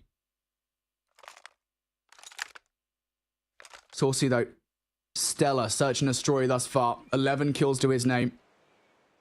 Can he close out the offensive rounds with 1 versus 2 clutch? A lot to check. A lot of different angles to look for here. On being down, though. Right outside that trailer. It's the biggest issue. Here we go. Saucy looking for the first. Coldest with the egotistical chow. Will give him a freebie. Now down to a 1 versus 1. Yawn, pre-firing here, gets stunned up in this situation, switches over towards a sniper rifle. 1 versus 1 with the snipers. Saucy's gonna win it. And Saucy able to take individual 1 versus 1s, clutches the 1 versus 2. And I'm not sure height mobility will be happy with that. That was coldest that ego chow through mid. Why? Just why? You had time just to play inside a trailer. He had to come to you. He was running out of time. Saucy's not the type of person I want to be in a snipe off 1v1 with, and it allows Hydra to take themselves a 2-round lead, and now the side has flopped. Proxity's gonna find first blood, though. Opportunity for Hype Mobility to get the bomb planted. This is fast from Hype Mobility. Doing something that even Hydra were not able to do previously. And is off the back of that first blood. Bomb will go down. Proxity's hoping for an egregious challenge here from Saucy, but will Saucy's sniper be quick enough to take him out? Proxity has to hold the angle. Do not fall for it. There it is. Saucy's going to win that engagement. That's the opening here for Hydra to get back on towards the site. Now got to follow up with more. Compa next one on the site. Yeah, Compa's got it done. Couple of kills for him now. Used. Surely not you as well. It's going to be a flanking play actually from Yawn. Compa goes down. Chakabu's there. He is as well. And Cold is removed from the site. The most egregious of kills. And Used is able to follow up with another one. Somehow, some way, Hydra make yet another clutch. Huh? What the hell just happened, brother? I mean, like, you finding value with the R9 shotgun. I mean, everybody was starting to get themselves caught in angles. I thought the player inside a trailer surely been able to find that trade on a Use. Not the case at all. And if Saucy's alive, you feel like Hydra's got a chance. Now 2 rounds away from tying up this series. It's going to be another A push. Stuns, nades over the top, but Hype Mobility get first blooded. Way to even the odds will be to get that bomb down. You've got to be keeping an eye on trailer though. Fixo just jumps straight out for the kill. Compa chowing out towards Saucy. Some actually wins that gunfight. Cold is going to take Used out towards the middle of the map. Hydra hit. Do not have numbers in this 2 versus 3, but when has that ever mattered? Fabuloso has had a very quiet S&D so far. How? Finds another snipe onto Coldest. That has to be snipers or a Saucy sniper rifle. It just has to be. Noisy dealt with. 15 seconds until detonation. A 1v1. Well, the timing of this peak is everything, and Yawn's just gonna have the slight little jiggle peak. Fabuloso caught on the hop. Hype Mobility get another round on the board. Dude, the fact that Hydra even made that close though. I know that they drew the first blood in the round, but Hype Mobility, off the back of the kills, off the back of the bomb plant, that round was absolutely theirs to lose, and they almost do. Fabuloso, despite having a pretty quiet search and destroy thus far, was the star player in that situation. Now Hype Mobility, different look coming out from them. Last couple of offensive efforts, excuse me, they've tried to make their way over towards A and get that bomb down. This time around, being a little bit more patient with it, a little bit more measured. It's not measured though, losing that first blood to Fabuloso. That is not good whatsoever. It's going to force Hype Mobility into some unfavorable spots, and they have no map control. Snipers firing off on all cylinders right now. Combined 20 kills between Saucy and Fabuloso. Might as well make it 21. Here comes the clear inside a trailer, and Chag just immediately dealt with a 2v5 coming up for Compa and Proxity. They've made headway on the A bomb side. That's only because 2 players for Hydra egregiously moved their way inside of wood. But once that smoke pops, you know where these players are located at. Maybe one inside of showers, but here comes the plant. Well, look, Hype Mobility have taken out 1. Best way you can play this is just play this one together. Bomb is actually planted for them in this situation, though. Bomb has just spotted out Noisy. Nade. It doesn't even matter. It's not even going to nade. It's going to get it done. Used is going to pick him up. Proxity goes down just like that. Yeah, Hype Mobility. Best position they could possibly use, given the situation, given the numbers that were in favor of Hydra, but still, just nothing they could do. No, nothing at all. I mean, losing the numbers the way that they did, so much map positioning just gained there for Hydra. As soon as they flank all the way inside of wood, you saw the cross being immediately looked at. Saw one player over by the test dummies, but you knew the information was there. Both players trapped inside a trailer. A desperate round coming through High Mobility, trying to stay alive in the search and destroy aggressively through jungle. Here we go. Hydra looking to get it done here on the defense. Fabuloso not going to draw first blood though. Use, great response coming out from him. Might be right behind these players. I think that might be the play call. Use does exactly that for a couple of kills. Proxity with the trade though. Now down to a 2 versus 2 on the site. Proxity looking for the kill. Good read on towards Saucy. Coldest takes down Fixo. Now Saucy versus Coldest. 1 versus 1. Saucy's proven himself very useful in this search and destroy. 17 kills. He's looking for his 18th to close this S&D out. Saucy's going to let him plant. But Coldest still thinks that he's hanging around tires. He's going to waste so much time. But Saucy's not trying to act on it. He's just going to wait for the bomb to be planted and trust his gunny. Why wouldn't you? You have 17 eliminations, about 15 with the sniper, 2 with the pistol so far. And now he'll start to move. Cold is still clearing angles, picked up the bomb. He might be able to work this perfectly, Brody, to try to get over towards A. Timing might be on his side for the plant. Coldest has to be certain about this, though. Play it. Sure way. He's going to do that. Bomb's going to be planted here for a number of different angles. That's going to make this tough for Saucy to figure out where Coldest has actually gone. But again, COD timing is a horrible thing. Might work against Coldest in this situation to try and keep this S&D alive. Saucy checking every single angle. Here we go. Here's the chow. Coldest is going to win it. Saucy wasn't ready for the fight. And again, it's that bomb plant that does it. Saucy didn't know where to check. Yeah, I mean, where the bomb was planted from could have very much so been inside a trailer. That was Saucy's immediate reaction to try to clear. Gets all the way through trailer. Could have been inside of American playing a timing. Could have been flanking all the way through showers. Go figure, it was the latter that you start to do. And Hype Mobility just barely keeping their heads above water. The aggression over towards B, then flipped in the 1v1, worked out. Now they're trying to get themselves over towards A once again. Nade's not really coming up on top of much information at all. You know this is what it's going to come down to. It comes down to these sniping opening picks. Saucy's been in the lead of that department so far, and that's why Hype Mobility very gingerly trying to work some of this information. It's so tentative, isn't it? This search and destroy can slip through your fingers by one major error. There it is. Coldest down by Noisy. Fabuloso already on A as well. Yawn pre-firing through the wall, hoping that's where a player has gone. You have to get past Fabuloso. Compa as the bomb carrier looks to be the entry in this situation. You haven't checked Fabuloso on the site. There we go. Compa's going to do it. You have to know somebody's going to be the trailer as well, and somebody on the other side. Smoke going to be down. Surely the response here from Hydra is to have Fixo unused push the bomb. Saucy dealt with on the flank as well. Noisy able to take one player down. There's that push coming through from Use. There's the push from Fixo. The latter's able to get a couple of kills. Proxy will trade things out. Once again, another 1 versus 1. Rocksteady has to still recover the bomb. Look at the time. 30 seconds remains. And Noisy is just going to dip back inside of American. Think that he might go inside of B. The jump comes through Proxity. The nade caused a certain amount of honesty on where he could potentially have gone through. But he's just going to play for the pick. He doesn't know. He has no idea where he's gone. He only saw him in America, and he had no idea that he went towards tires. And I have a bad feeling this is going to work against Proxity in this situation. He's only got 8 seconds. He has to go and grab the bomb now to get it down. I don't think he's even got time anymore. He's going to go for it. Does he have time to get this bomb down? He's just spotted him out, but it's not to be. Proxity takes too long. Hydra take the search and destroy, and we go 1-1 in this series. We have a match on our hands.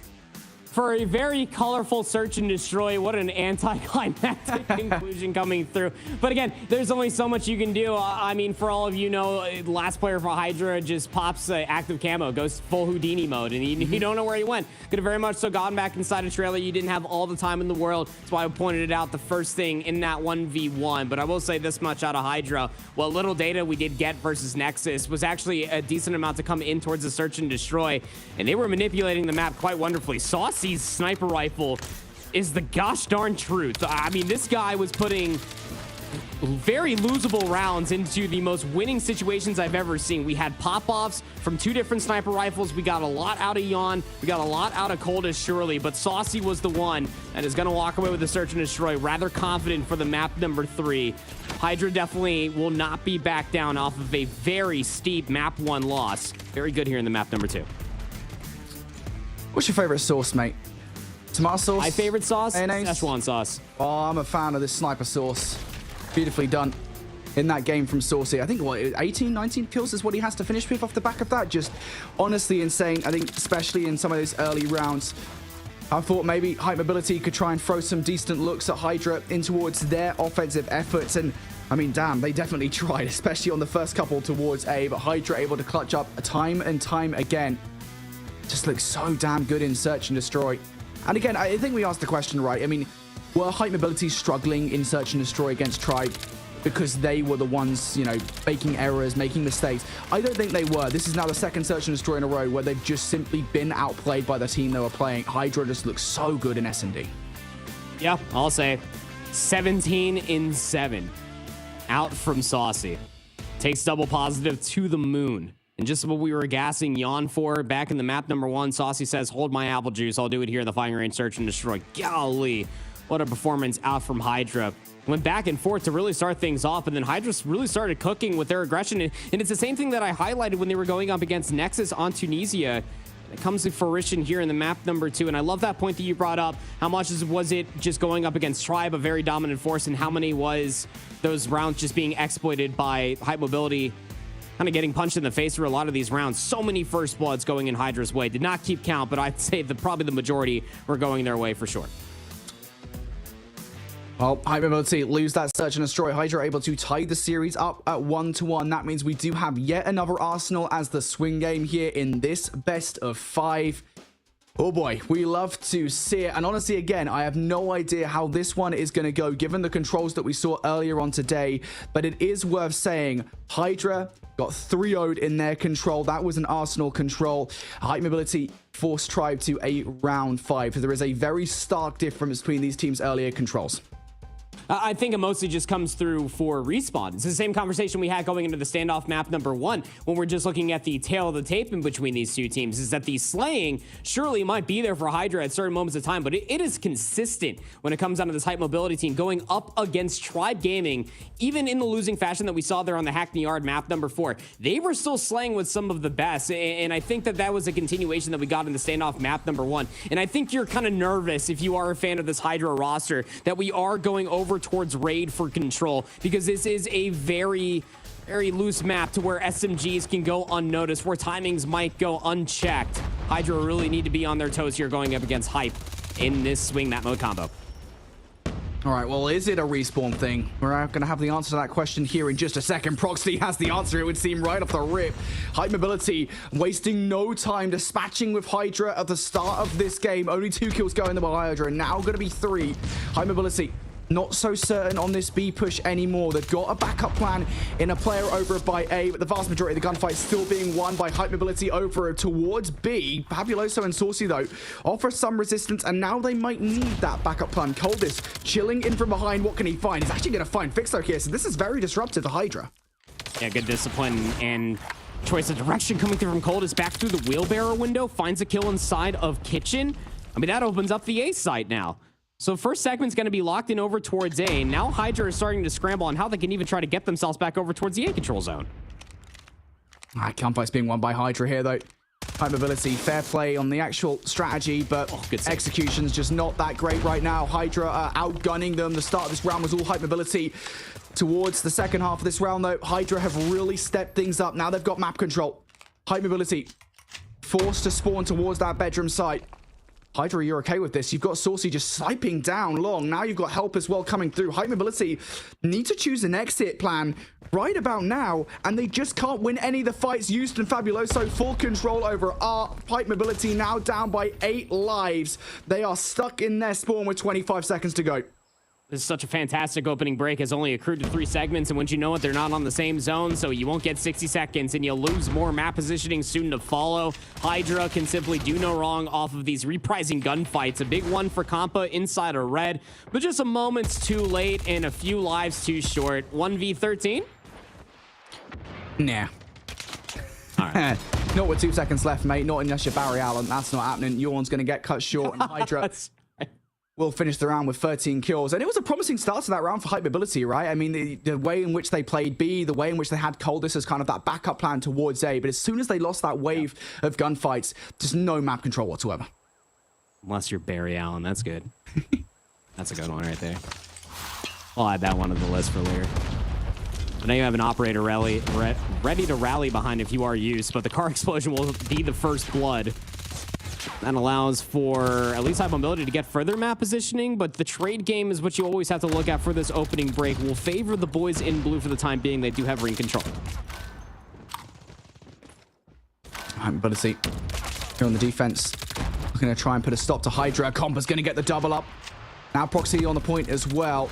Can they do anything? Coldest is just continuing his reign of terror over from this point. Surely not yet another kill. Used will barely survive the fight. Keeps Hydra involved around B. Chagaby pre-firing every single angle but where the players are. Used will pick him up at the back of that as well. Hydra don't really have too much to be concerned about round B at the moment. Use continues to pick up gunfights. He's been stunned up, but the third tick's about to be through. And if you're Hype Mobility, you can see it on the mini map. They have given up control. Extra 60 seconds on the board. Predator Missile comes down. Use now knows exactly where to look for all of these players.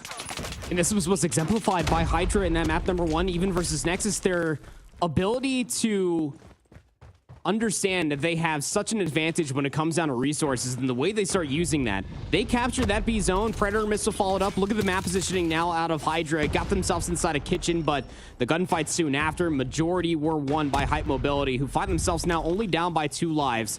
They have steadily reset themselves here for this A defense. Hydra. Where do they go from here? Big gunfight to win there for Yawn to take down Saucy towards that laundry side. Now this becomes one-dimensional for Hydra. Never count them out, though. They can always find these gunfights, and they've got a fair bit of utility on side to work with if they want to. 3 lives to the good in this situation. Over 60 seconds to get it done, and they're already starting to push the line through Tiki. Kills, though, going in favor of Hype Mobility. Proxy's going to take down Use. Hydra sent back towards the respawn point, but Hype Mobility do not have anybody in towards bedroom side. Hydra here able to continue to respawn towards bedroom. They will hit this over and over again. Now we're going to start to see some of that investment coming through. Saucy with the War Machine. What can he get done? Looking for a kill. Will find Proxy. Fixo following up another one as well. Hydra, they're here.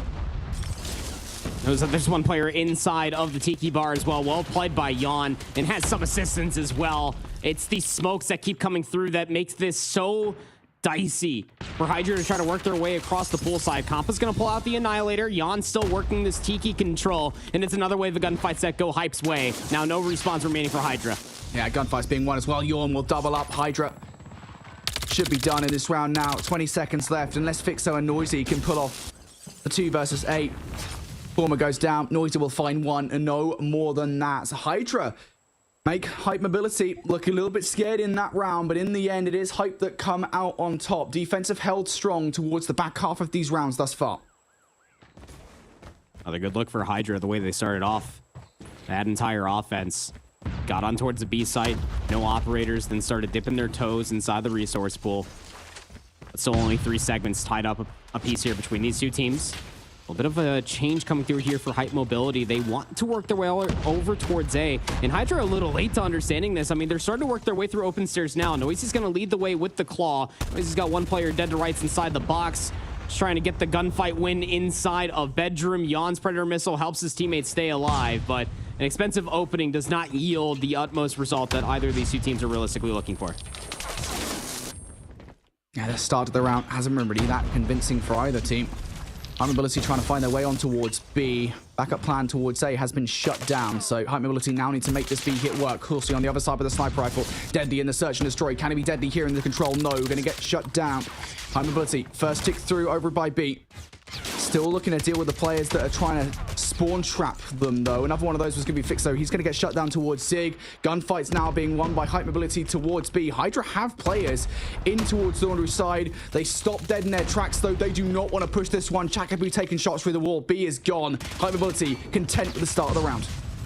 And they have 2 operators to try to pop in between Chagabu and Proxity if they want to try to swing this favorably on transition. Might not have the opportunity anymore, especially with Compa being dealt with over inside a kitchen. Coldest does find 1 over by open stairs, but has 1 player to be worried about inside of bedroom, not to mention the player over by the A control zone itself. So to the drawing board we go for Hype Mobility as they trail by 2 lives.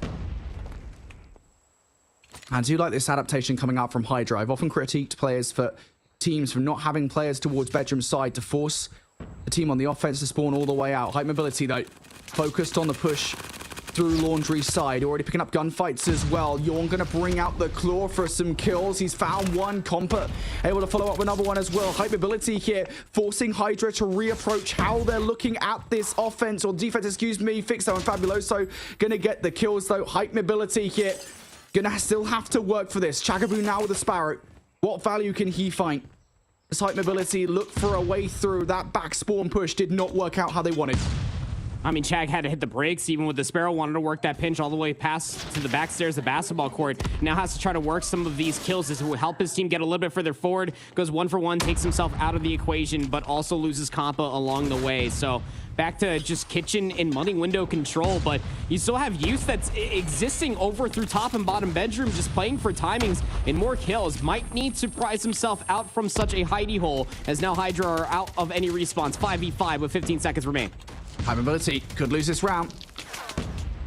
Hydra winning all the gunfights, and yeah, they should lose this round now. Yawn and Coldest are split up. There goes Yawn. Coldest 1 versus 5. 1 down, gets pushed from behind. Noisy secures yet another defensive round here for Hydra.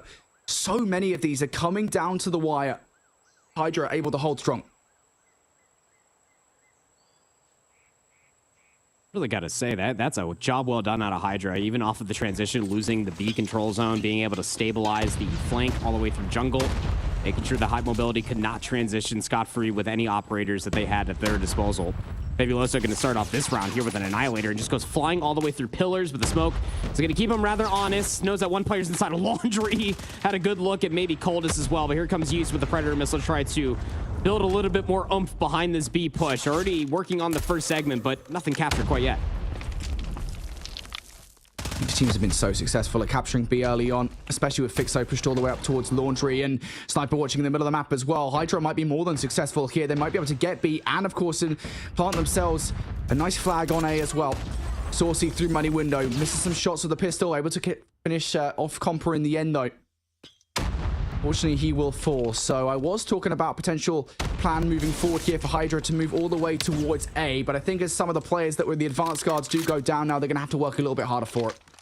Yep, sure will. The life discrepancy as well for Hive mobility.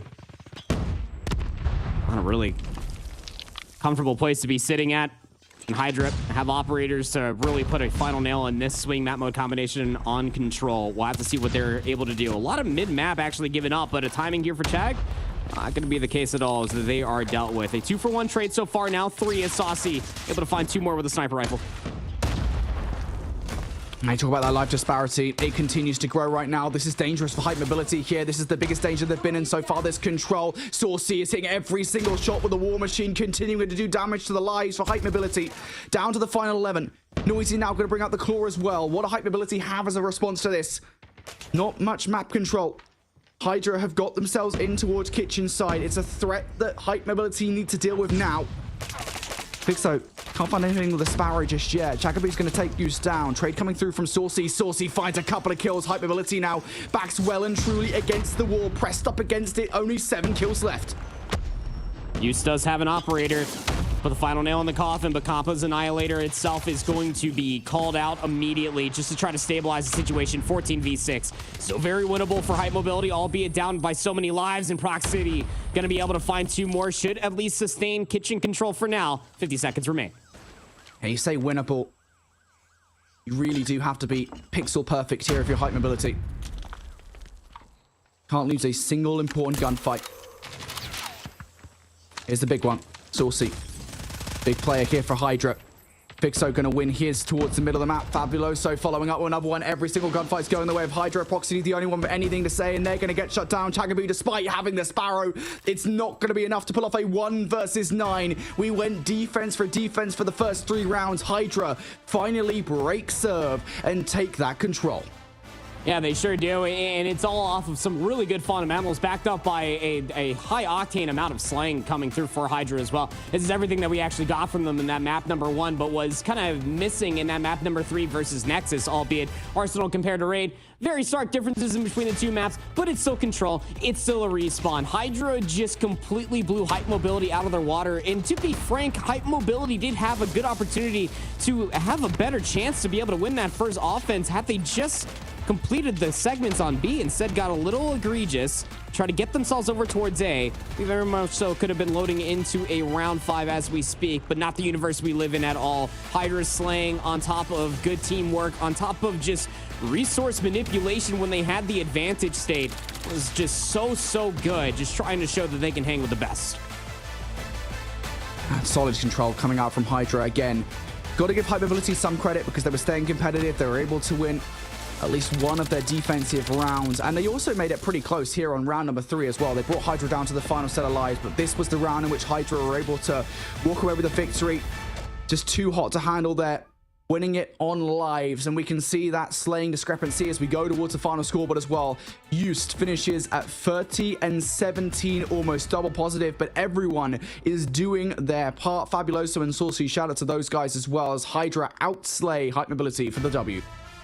Yeah, again, the slaying discrepancy is something that we're going to have to study for generations to come, because Coldest, compared to what we got on the map number 1, was a non-benefactor here. Yawn, I wouldn't say got suppressed, still went 21 and 17, but the amount of impact just simply was not there comparatively to what Hydra had.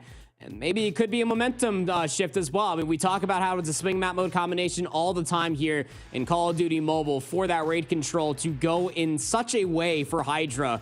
Now we have to look at this, Hackney Yard Hardpoint. Again, it's seemingly undeniable when it comes down to today, as we get 3 Hackney Yards on the docket and we get to play them all. Hackney Yard Hardpoint, we're going to get to see it once again, and this is something we've seen from both teams today. Of course, Tribe took it away from Hype Mobility earlier on. It was the hardpoint in which, well, towards the second half of the game, Hype Mobility just lost all their hype and all their mobility, and we saw Hydra go head-to-head with Nexus on this earlier on today as well, and they pushed Nexus to the brink. So we're seeing both competitive rosters, but Nexus, or Hydra, excuse me, look better of the two. Again, though, apples to oranges, very different opponents. What does that really mean as we go in towards this one? Who knows, man? And it's also worth pointing out as well, Hype Mobility did manage to take map number 1 Hardpoint away from Nexus, Hydra in this best of 5, excuse me. So Hype Mobility, man, I mean, they've got to win this one. They've got to have another Hardpoint victory here. Otherwise, their tournament, their Snapdragon Pro Series lives are done and dusted. Hydra, ready to overwhelm. They've embedded themselves into this matchup. Ready to go. Hype Mobility, can they clutch up here?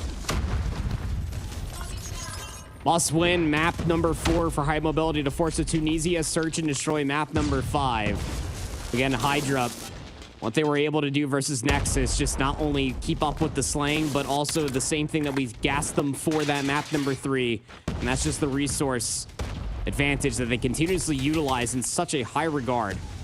So holding on to that side of the map, have 2 players strong out of Hydra, looking to at least keep P1 scrappy. Fixo's staying alive for a long time here. Fixo's doing a really good job with that inside P1 right now. Taking up a lot of time for Hydra. Hype Mobility have to be careful about this already off the start of this game. They're giving up a lot of time to Hydra on P1. They're also losing the rotational battles towards P2. With 15 seconds left here, you can see the map, the way that Hype Mobility are playing this one. They have to completely transfer themselves straight over towards P2 right now. They have to win some of these gunfights, and it's just not happening. Hydra winning every single one, but one Lone Ranger has got in behind enemy lines. It's Proxity, and I don't think that Hydra quite are aware of it. Proxity has played his life for long enough here. Now needs to activate, go off and pick up some kills. He's done exactly that. There's the one against Noisy. He has given Hype Mobility some control over Noob. Yeah, I mean, while Hydra was still battling over by P1, you actually had Proxity that spawned back behind the blue fence, so was able to at least get inside of that corner, but Hydra were able to finally deal with them. Now you got Compa in the same exact corner, just keeping things really interesting for Hydra, because they need to try to deal with this player while also dealing with the reinforcements that are working across the entirety of the map, and they're able to do the entirety of all of that. 28 seconds left to fight over here on P2, and if you're Hype Mobility, you might just do well to chalk this and try to set yourself up all the way across the map. It's so difficult. Fair play to Hype Mobility for taking some time away from Hydra on this hardpoint. Fair play to them for giving Hydra a tough time of it, but that is not a nice sight at the end of the second hill on this map to give Hydra what is going to be a 60 to 70 point advantage. They need to have a solid next hill. They can't allow Hydra to come in for the contest. We'll see whether or not that's going to be the case. Jordan and Proxity going to win the first couple of gunfights here. That's a rogue spawn and a half, though. You can see Noisy spawning in behind enemy lines. It's a good read coming through from Compa, actually, that play did manage to get through. But individual here on from Hydra to try and break early control of this hill here, Randy. Now we're already starting to see some of the operators. Hydra, though, they're starting to find kills here. This is dangerous to Hype Mobility. Yeah, you can see the visible comms actually coming through for Hype Mobility, at least how they're reacting on the mini-map, but then it just comes to utmost chaos, but the kill feed is that much more favorable for Hype Mobility, and the smoke inside of the hardpoint makes things a little bit more dicey, but Hydra, so close spawns coming through over by that green building, over by P5. currently getting inside of the time, which is more damning for Hype Mobility than it is anything. I mean, they had such a stellar setup, and they were looking to maybe get themselves some really good time, but Hydra break back in just when Hype Mobility thought that they were driving this whip. Not the case at all. Hydra yoinked the steering wheel right back. I'm able to see. Just trying to get some kind of control over this game right now. Not really able to, and now the rotation looks like it might be running away from them as well. Use finds a couple of kills.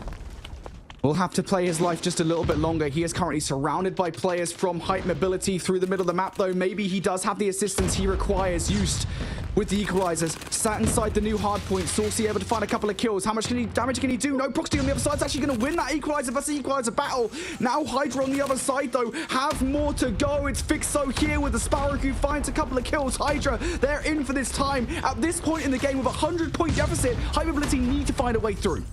Yeah, they really do. I mean, all this time, you definitely need, if you are Hype Mobility, to even try to sniff a comeback in this first set of hard points. Hydra are just letting you absolutely have it. Gravity Vortex gun out of Fabuloso, just trying to find where these players are located at. Shutting down the staircase. Proximity, where'd you think you were going, buddy? Fabuloso gonna take you down. 20 seconds still left to fight over here inside of the office building for P4. And Hydra just relentlessly setting numbers at it because they can. Hype Mobility will finally get the last kills required. They should secure this back 10 seconds, but Hydra spotting well away from this P5. Gonna have to play for this rotation. Hype Mobility showing up in the kill feed at a moment's notice. Again, how many times are we going to say this here in this hard point as we go to the final hill of this set? Hype Mobility need to hold. They cannot be broken here, as they have been for the last 2 to 3 hard points in a row.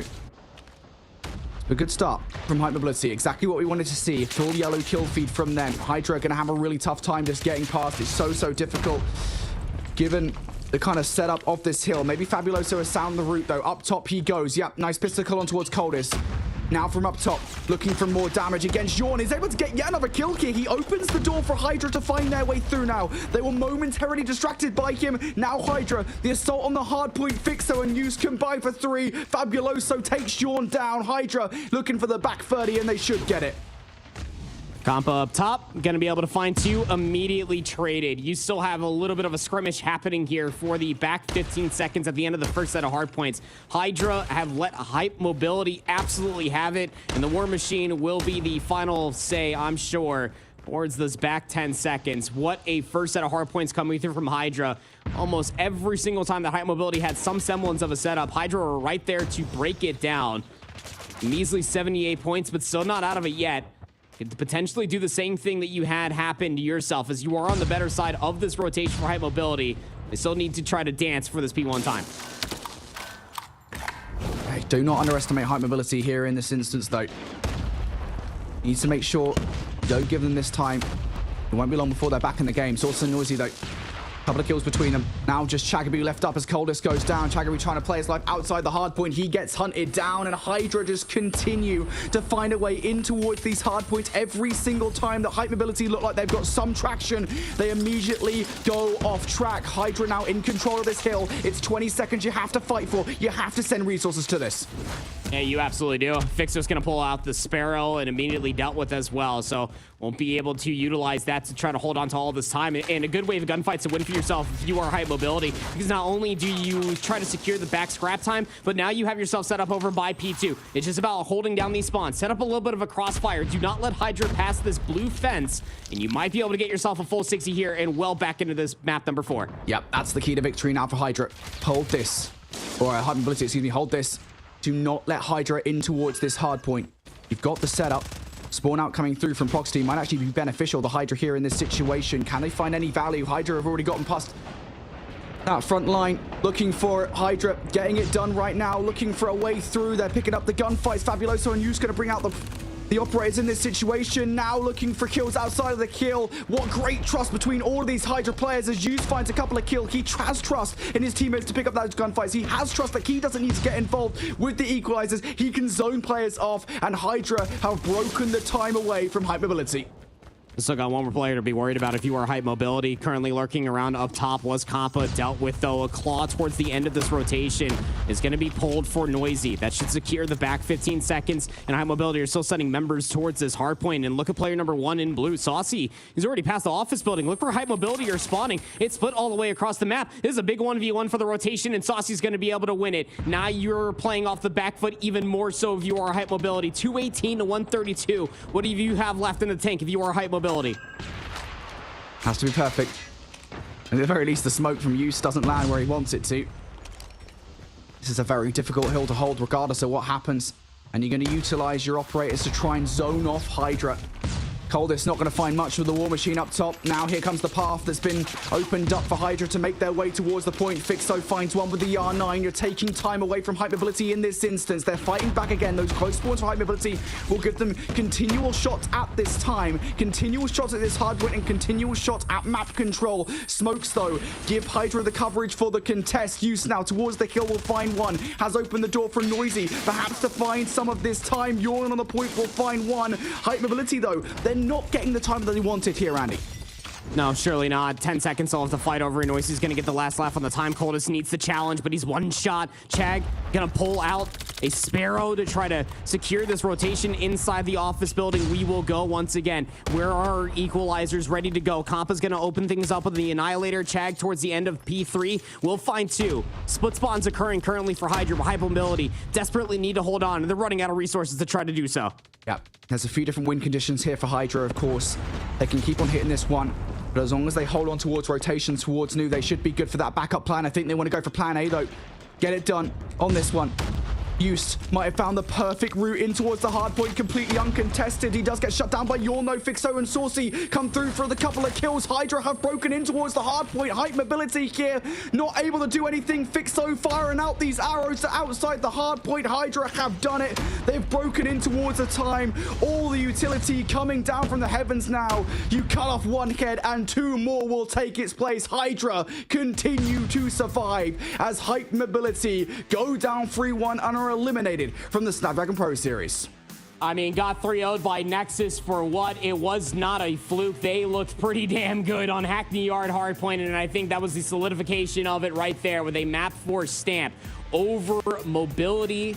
That is insanity incarnate. Again, it was every single time that you had a realistic setup, maybe besides one hardpoint out of Hype Mobility, that got systematically dismantled by Hydra. And just go back to that P2 that we were talking about, how Hype Mobility needed a full 60 on, Brody. They had just about a perfect setup, but the moment that they saw 3 players for Hydra working towards blue fence, the pressure over towards Graffiti, over by the dumpster hop, immediately dissipated as the 2 players were able to complete that pinch, and then you saw the snowball effect, and you called it perfectly, that the operators trusted themselves. One stays to lurk to secure the time, the other gets more space past Graffiti over inside of office, and it is just a continuation of the narrative that Hydra not only are a very good team, at least being able to find as many kills as some of the others, but their operator usage, their fundamentals are at a different level that are catching a lot of teams off guard, much like how we saw Nexus early on today in our opening best of 5 on this very venue. Hydra are definitely turning a lot of heads as they continue on here in this bracket for Group B. Man, insane. Honestly insane from Hydra. Here's a look at the final scoreboard at the end of the game. Shout out to Saucy. He has had an insane series. Of course, we look towards the Search and Destroy. I think, again, I want to see what he finished on. I can't remember, like 17 or 18. Something redonkulous. Comes into this hard point and has a stellar performance as well at 40 and 33. Wasn't the hill guy, though. Fixo is that guy. How insane is it that Fixo was just basically the hill kitten for the entire game? Almost 3 minutes 30. But you know what? Doesn't matter. He gets it done. Man, I am really impressed with what Hydra just brought to the table there after their matchup against Nexus.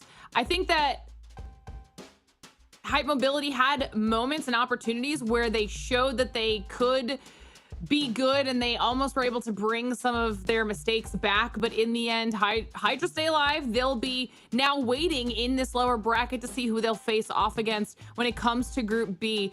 So congratulations to Hydra. And I can't wait to see what happens next time around. I mean, that was a really fun day of back and forth matches. Things were a lot closer across the board than I think we were initially expecting here, Brody. Absolutely. Again, I think we just didn't really know what to expect from Hype Mobility and Hydra, right? And how competitive would they be against Nexus and Tribe? And they both gave us incredibly close games, albeit the series did not go the distance in either of them. They look like competitive teams. And to a certain extent, it has to be said, I think Hype Mobility feel almost like victims of the GSL format, right? Because if we were in a round robin format here like last season, we would have seen more of Hype Mobility. We would have seen what they were like against the teams in Group A, and they wouldn't be out this early on. So I do feel bad for them to a certain extent, but I'm so happy that they were competitive in the way that they were. And to me, at least from my perspective, there is a genuine chance that regardless of who Hydra face, whether it be Nexus or Tribe Gaming, whichever team does not qualify in that matchup, they should not underestimate Hydra. Hydra are still an incredible team, and they can definitely take them down. I think that, you know, you're talking about victims of being the GSL bracket. We saw a similar situation to Truly last time around when we got to look at Group A, right? So these teams just kind of need to adapt to this new format when it comes to the challenge portion, the regular season of the challenge portion of the competition, knowing that they don't have as much time as we used to have when it was round robin, that they really need to figure out their opponents quickly early on. And if they're not doing something right, they need to adapt in the moment. I think it's going to breed some really tough competitors the longer we go with SPS here, forcing them to be able to prepare that much more thoroughly and be able to make changes in the moment. So far, though, it's been a really fun region across the board in NA proper.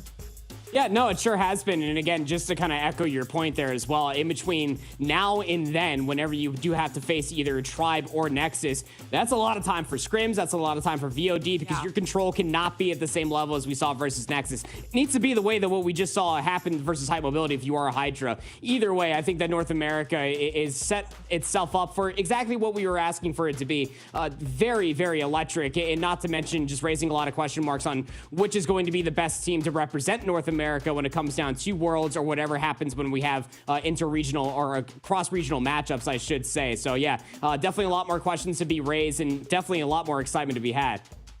Yeah, and now we're officially at the halfway point for NA when it comes to the regular challenge season. So if you guys want to follow along for the rest of the season, if you want to see challenge finals or anything that happens, obviously moving forward from there all the way through to World Championship in the fall, follow us on social media, whether that's X, Insta, or Facebook. That way you can keep yourselves up to date on everything that we've got going on. You can catch up if you missed anything leading up to this point. You can also see what's going on in some of our other regions, or you can join our Discord at discord.gg/Snapdragon Pro Series, where you can join our community, talk all things Call of Duty Mobile, of course, and continue getting all of those updates. And one final reminder here for you guys, if you haven't done so already, you'll see a QR code pop up on your screen. Scan that with your mobile devices and let us know your thoughts on SPS so far, what you love, areas think we could improve. We just want to hear your thoughts on everything that we've been doing here so far. And when you do that, you'll be entered in to win a $100 gift card. It's quick, it's easy, and we'd love to hear from all of you at home. But Group B is now officially halfway done with their own side of things, with Tribe and Nexus sitting at the top, which means next week, which will be July 20th, we will go back to Group A's side of the bracket, and we will actually be sending our first 2 teams through to the challenge final. So obviously make sure you tune back in then to see how all of it plays out. As always, a huge thank you to Snapdragon Elite Gaming, Samsung Galaxy, Monster Energy, DHL, and the US Air Force for helping us make this whole thing possible. And thank you to all of you at home for watching. We'll see you next week.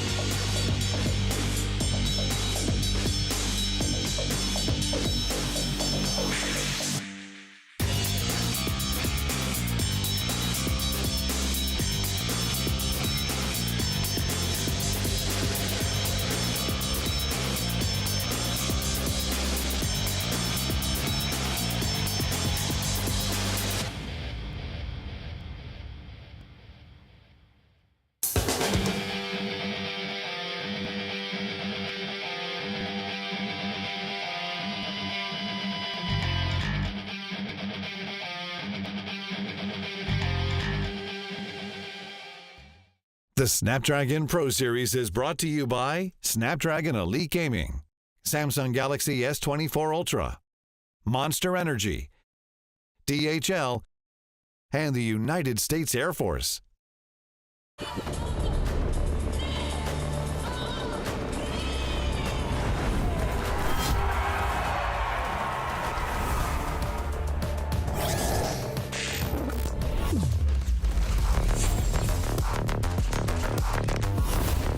Looks like the players are ready.